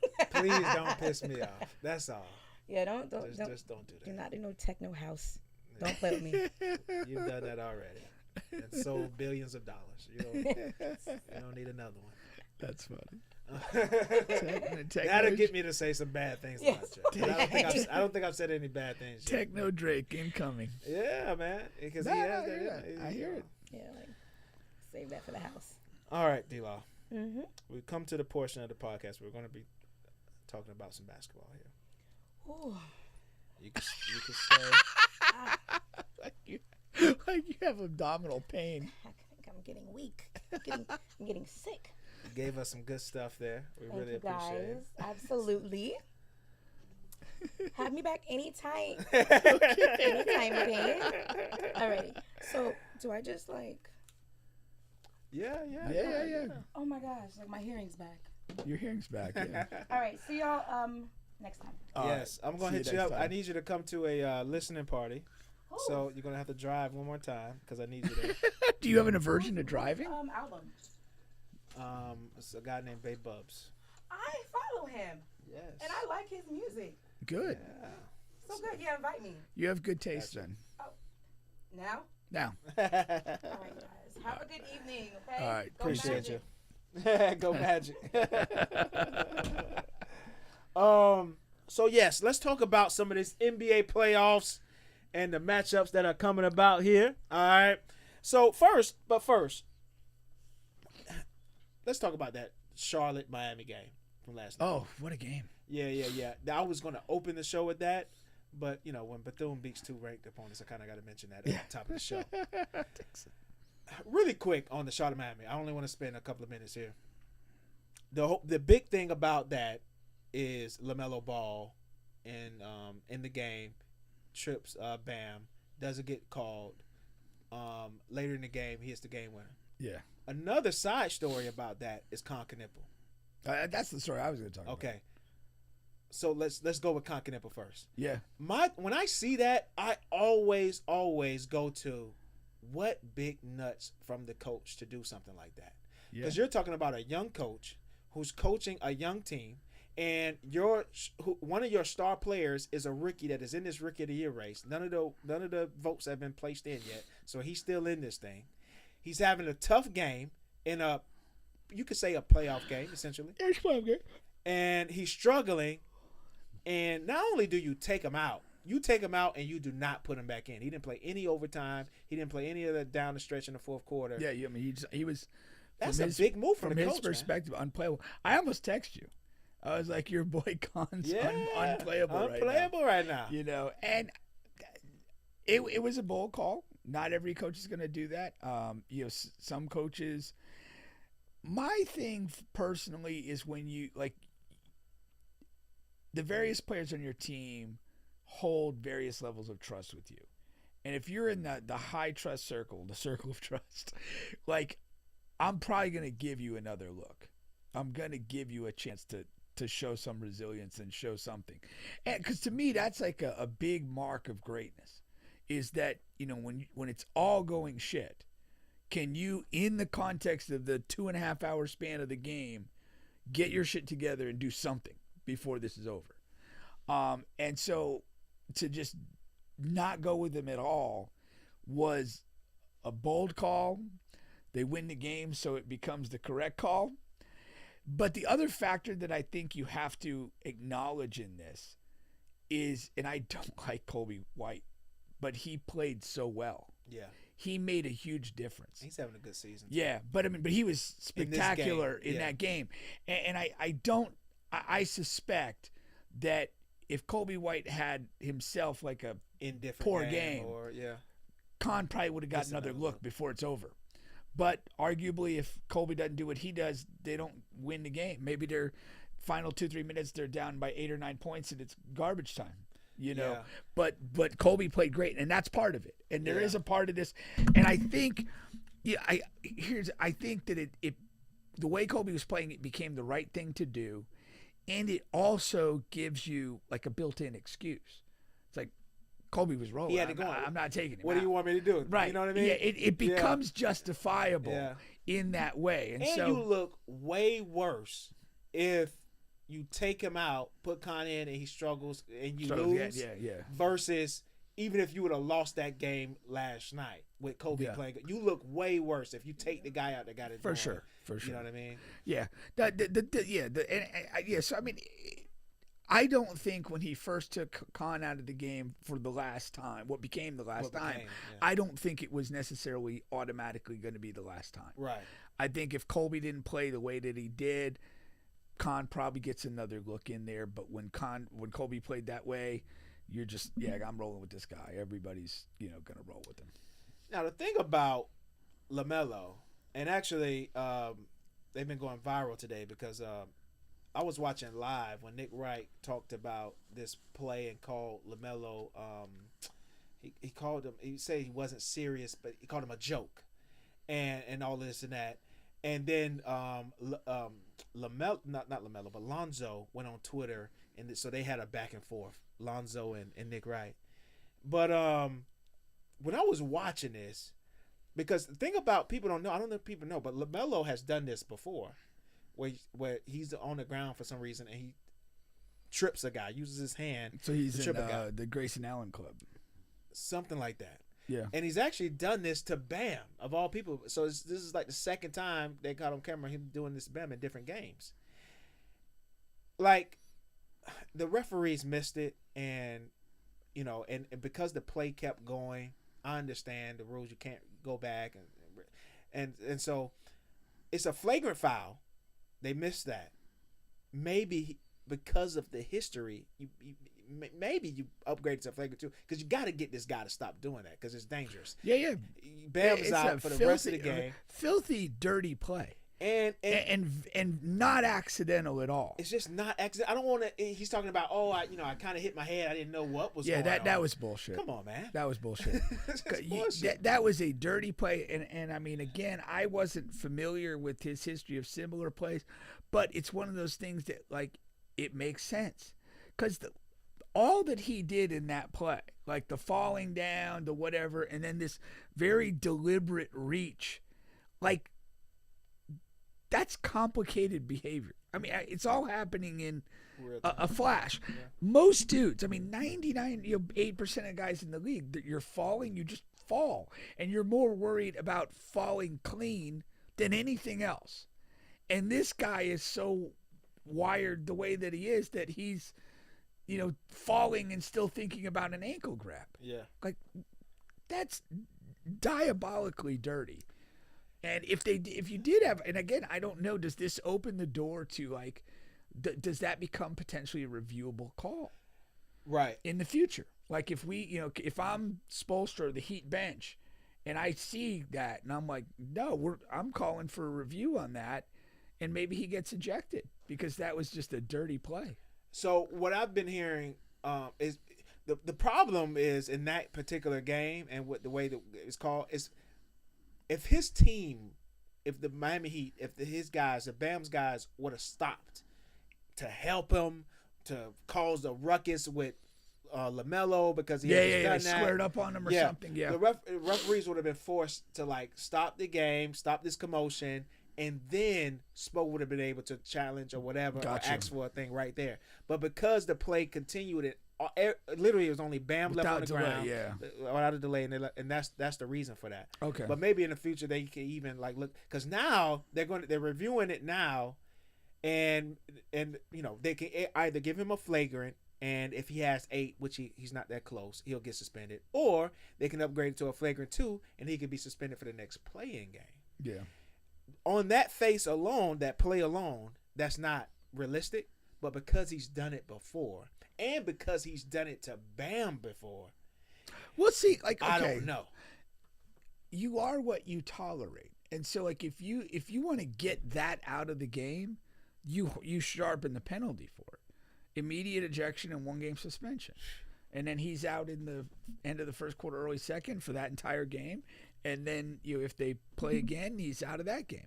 Like you make it a harsh penalty, for doing something in that space, which is just, it's not a basketball play. It's dirty. It's just, if the league does not want to accept or tolerate those types of plays, you sharpen the penalty. No, 100%. Now, my last thought on the Charlotte thing is, Charlotte has a good amount of picks. I didn't know this till today. Like, they have Orlando Magic's first-round pick this year. They have all of their picks, and they have 2 other teams' first-round picks. I saw a trade idea that makes so much sense to me, where you package LaMelo and a couple of your first-round picks and try to go get Giannis. That makes a lot of sense, man. Yeah. When you look at it, because, LaMelo, whether you like him or not, whether you think he's good, whether he's not, what's not debatable is he's very immature. But because of his cachet, because of the weight that he carries, he's the best. He's the feature guy on that team. Yeah. If he's the feature guy on your team, you're going to understand why you're in the play-in. Yeah. At best case scenario. No, that's true. Charlotte has some good players on that team. Yeah. I mean, you look at it, Brandon Miller, like you said, the point guard Kobe can step up in moments. B. Miller is good. Con appears to be a rising player. Con is a rising star. Last night was a tough night, but if you get a real number 1 guy in there who's about business and like Giannis, that team could take a really good step. And Miller and Con in particular shoot it really well. It's like, I mean, So they you would be a got good shooting around complementary to the way Giannis plays. No, that's a lot to that. And again, I'm not a Melo guy. I don't think that he is serious enough to make you a contending guy. And the way he plays and his general flamboyance, you're not going to be able to build like around him without him being the centerpiece. That's what I'm saying. Just by his style of play and his flamboyance. And Bingo. so if you reach a conclusion, which I agree with, that he's not a championship caliber guy, you might as well move him. Wow, the stock is high. Because again, I mean, at the end of the day, like, you get you got a whole Melo game. You got a dirty, stupid play that probably should have got him ejected, but at the end you get a winning layup. Yeah. It's just like, it's okay, we got everything. But that type of I'm just not. I had a very bad result with Real Madrid today based on like player immaturity and stupidity, and I'm not a fan of it. And I think you got to, and I mean, I generally like young players, but I think there's something about the mentality of certain players, and if you're not a serious person, if you don't have competitive control of your emotional range, like, you're not really a champion. Yeah, and he's a young player, but he's not a baby. He's been in the league. No, he's been in the league long enough, and he's had enough life experience. I mean, like, and one of the things like I thought was good for him was when he did the little overseas thing. Yeah, and I thought he came back a little bit more mature, but just not mature enough apparently. Yeah. And I just think he is what he is right now, and he'll make some spectacular plays, but I think he'll always be like a little bit of a divisive guy. 2 more things here. Let's go with instead of like going through each series or whatever, I have 2 questions for you that I'm going to answer myself. Then why are they for me? No. I'm saying No, I'm going to answer as well. I'm okay. sorry. So number 1, what is the most interesting series to you? What series is Pink going to try to watch every single game of, no matter what? It's the Spurs. Okay. But like, but that's the team, but not necessarily. So they want to get Portland. I'm invested in their championship run to the extent it exists, and so I'm going to watch all of those games. Okay. Just because that's kind of how I do things. But series wise, I can list them off if you need. Yeah, run them off. Okay, so you got So you, most likely it's going to be OKC versus either Golden State or the Clippers. Then of course you have the Spurs going against Portland, and then you have Denver going against Minnesota, Houston, Lakers. On the East, you're gonna have 76ers Boston. 76ers just won. You're gonna have Detroit versus either Charlotte or what's the other team? The Magic, right? Yeah. So Detroit versus Charlotte, the Magic. Cleveland versus Toronto. New York versus Atlanta. Wow. Competitive wise, intrigue wise, probably Denver, Minnesota. See if Ant can do anything. And then probably behind that would be like the Lakers, Rockets, just to see what happens in that thing. I'm glad you mentioned those two series. I think both of those teams are kind of like flawed. I think it could go either way. Maybe I'm wrong, but it has a feel like I just want to see, because it's like it doesn't feel. Most of the others, either I'm not interested at all, or it's probably going to be one-sided. Yeah, Denver, Minnesota. Yeah, for me is the most interesting series for me. Yeah. And I think that there's a lot on the line in that series, and I think it should be the best first round series just to watch. I want to watch every single game because Anthony Edwards is kind of lost right now in the Wemby, Shea, Jokic, Cade. Like he's lost in that grouping. Yeah, he's not a serious MVP contender. Yeah. And the rest of those guys, they're in that mix. Yeah. And he's clearly not in it. Yeah. But the funny thing is, well, not funny, but the interesting thing, like they were in the Western Conference Finals last year. 2 years ago. 2 years ago? Okay, they played Dallas 2 years ago. 2 years ago. 2 years ago. And then they were, I think, a second round. Second round. Last year. I forget who beat them, but they got beat. And so to lose in the first round this year, you're on a steady decline. Steady regression. You're on a steady decline. Yeah. So that's not good. And then if Minnesota beats Denver, now it's like, okay, Ant has a good series, I'm baking that in. Now Ant's back on the scene, and now it's like, okay, Jokic, what do you do with Jokic? Yeah. You know what I mean? As far as being the best player in the world and this and that. So it's a lot on the line in that series. Yeah. The Houston Lakers series, I disagree with you about it. Both teams being flawed. Lakers team isn't flawed; they're just dead. I mean, it's not. They asked JJ today, and he was about Bronny. He was like, "Yeah, Bronny has to play a lot this series. They don't have any." So Luka's out. Luka's out, and Austin Reeves is out. So there's no possibility of them playing. No possibility of Reeves.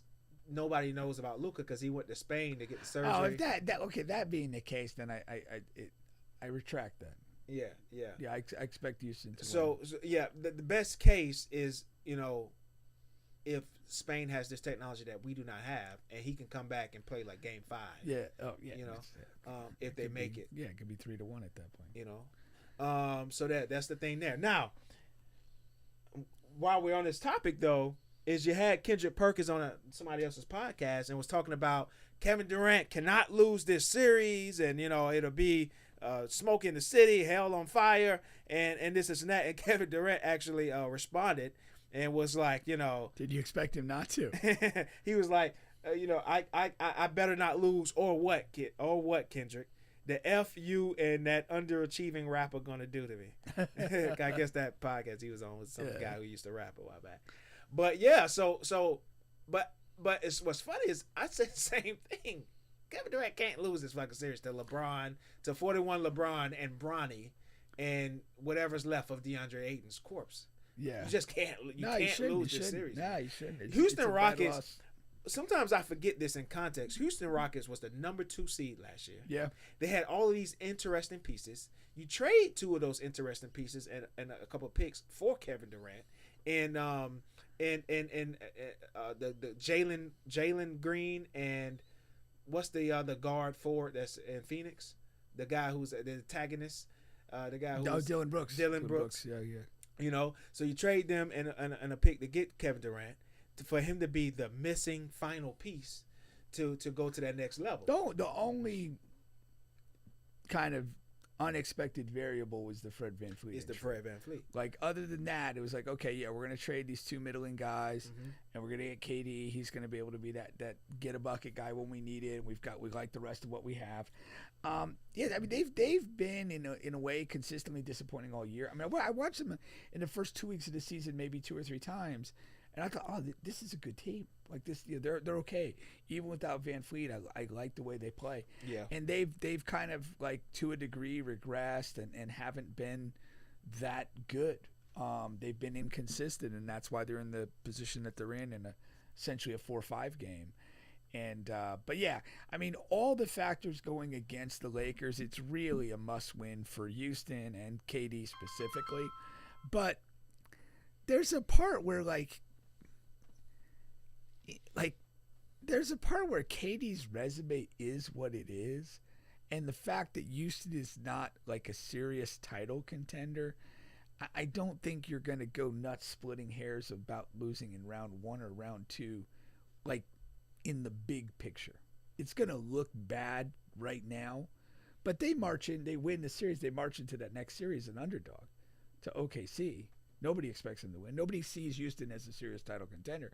I don't think it's that big a hit on his resume. It's a hit, but in the big picture, it's not that huge. I'm going to want it to be a bigger hit than it I actually know. would be.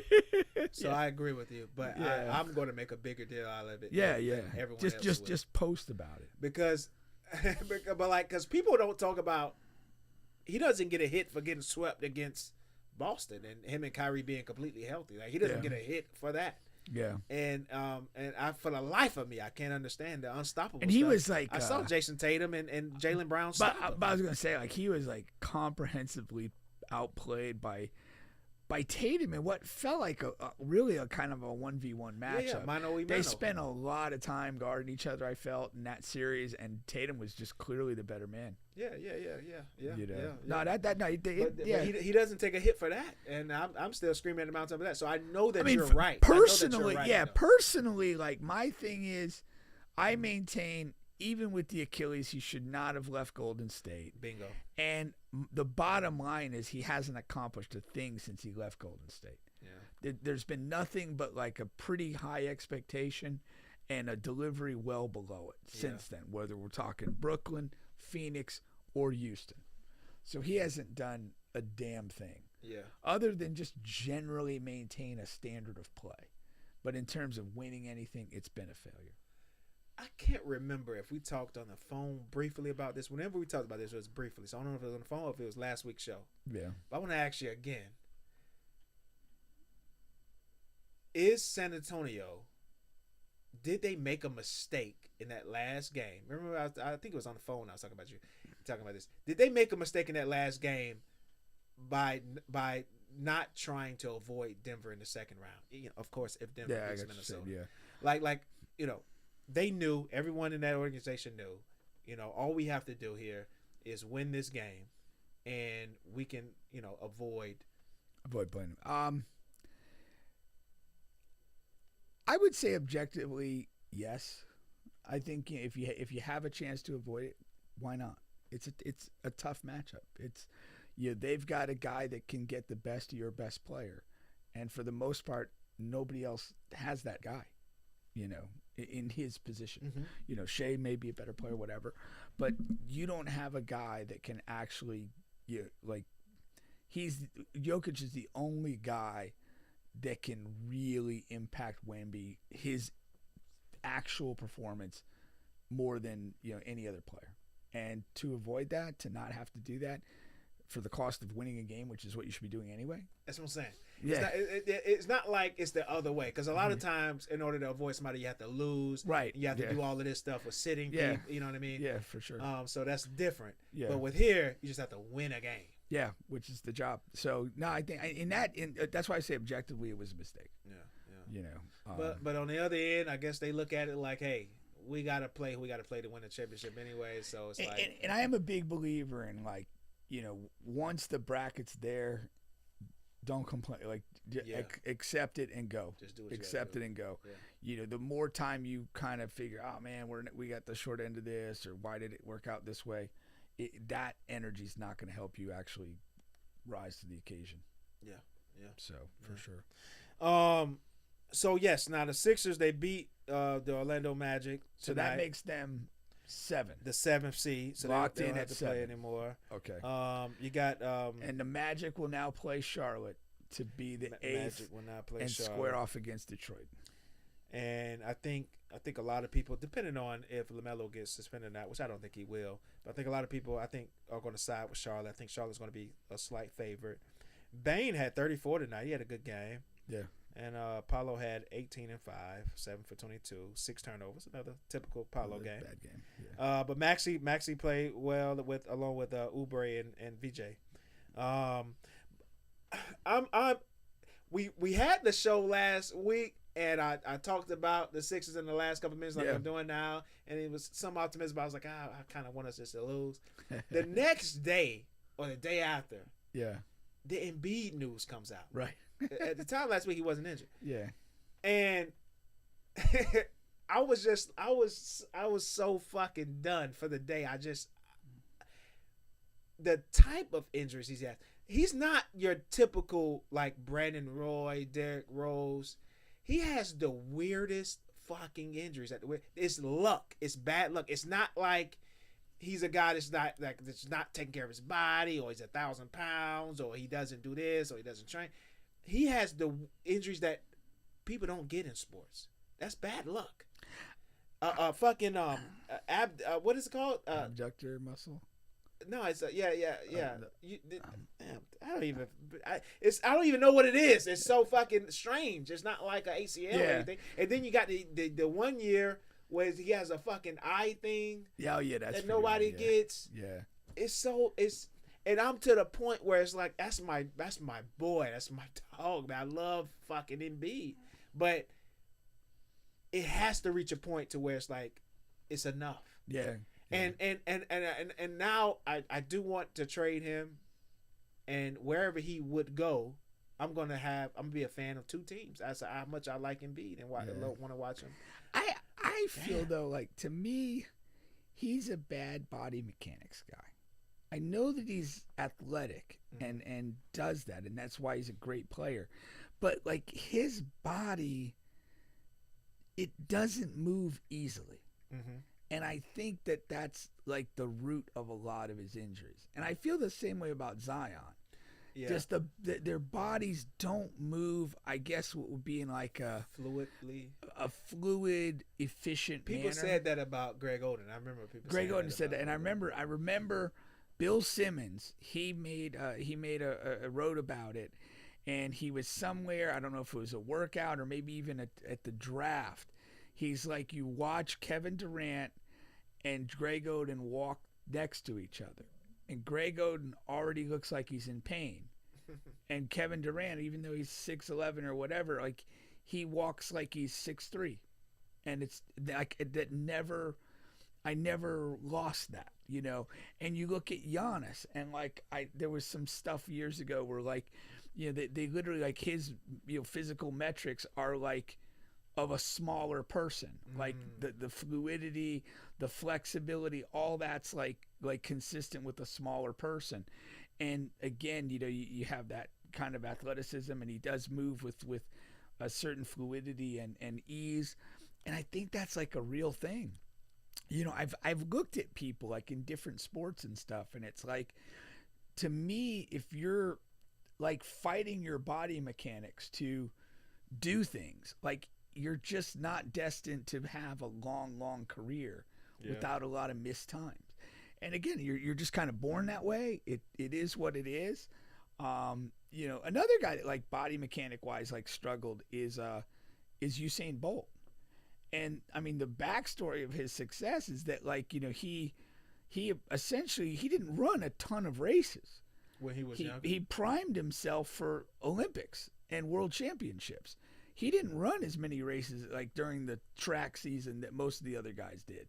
He peaked his body at the points it was most important to be peaked at, and that was it. Oh, that's interesting. Because I think he knew, and his coach knew. It's like you're not supposed to do this long. Like I think he had scoliosis and some other mechanical things that weren't ideal, that did that. But like they just realized that, and it's like, hey, we're gonna bring you out when it matters, and we'll prime you for that. We're not gonna run you into the ground trying to do every Diamond League meet or this or that. It's like, no, you're gonna run when it matters. Yeah. You know, and unfortunately, when you're in an NBA thing, it's an 82 game season, and potentially a 16 to 30 playoff game run, you don't have those opportunities. No, 100%. Well, we'll see. We got one more play-in game to go, which is the Clippers and Golden State. You know, I don't know, man. The Golden State are in just such a zombie type mode right now. It's just like it's terrible. I think you probably just want to pull the plug early if you're like a Golden State follower or fan or whatever. Of course, the guys are going to go out there and try to win. Yeah. But I think you just want to pull the plug on this season. They have nothing. I mean, the only thing you have is a Steph heater. Yeah. That's the only thing that could possibly happen. And maybe you catch one tonight and you win this game. Yeah. But what does that mean? Like you're not getting 4 Steph heaters in 7 games. No. You're not. It's not against.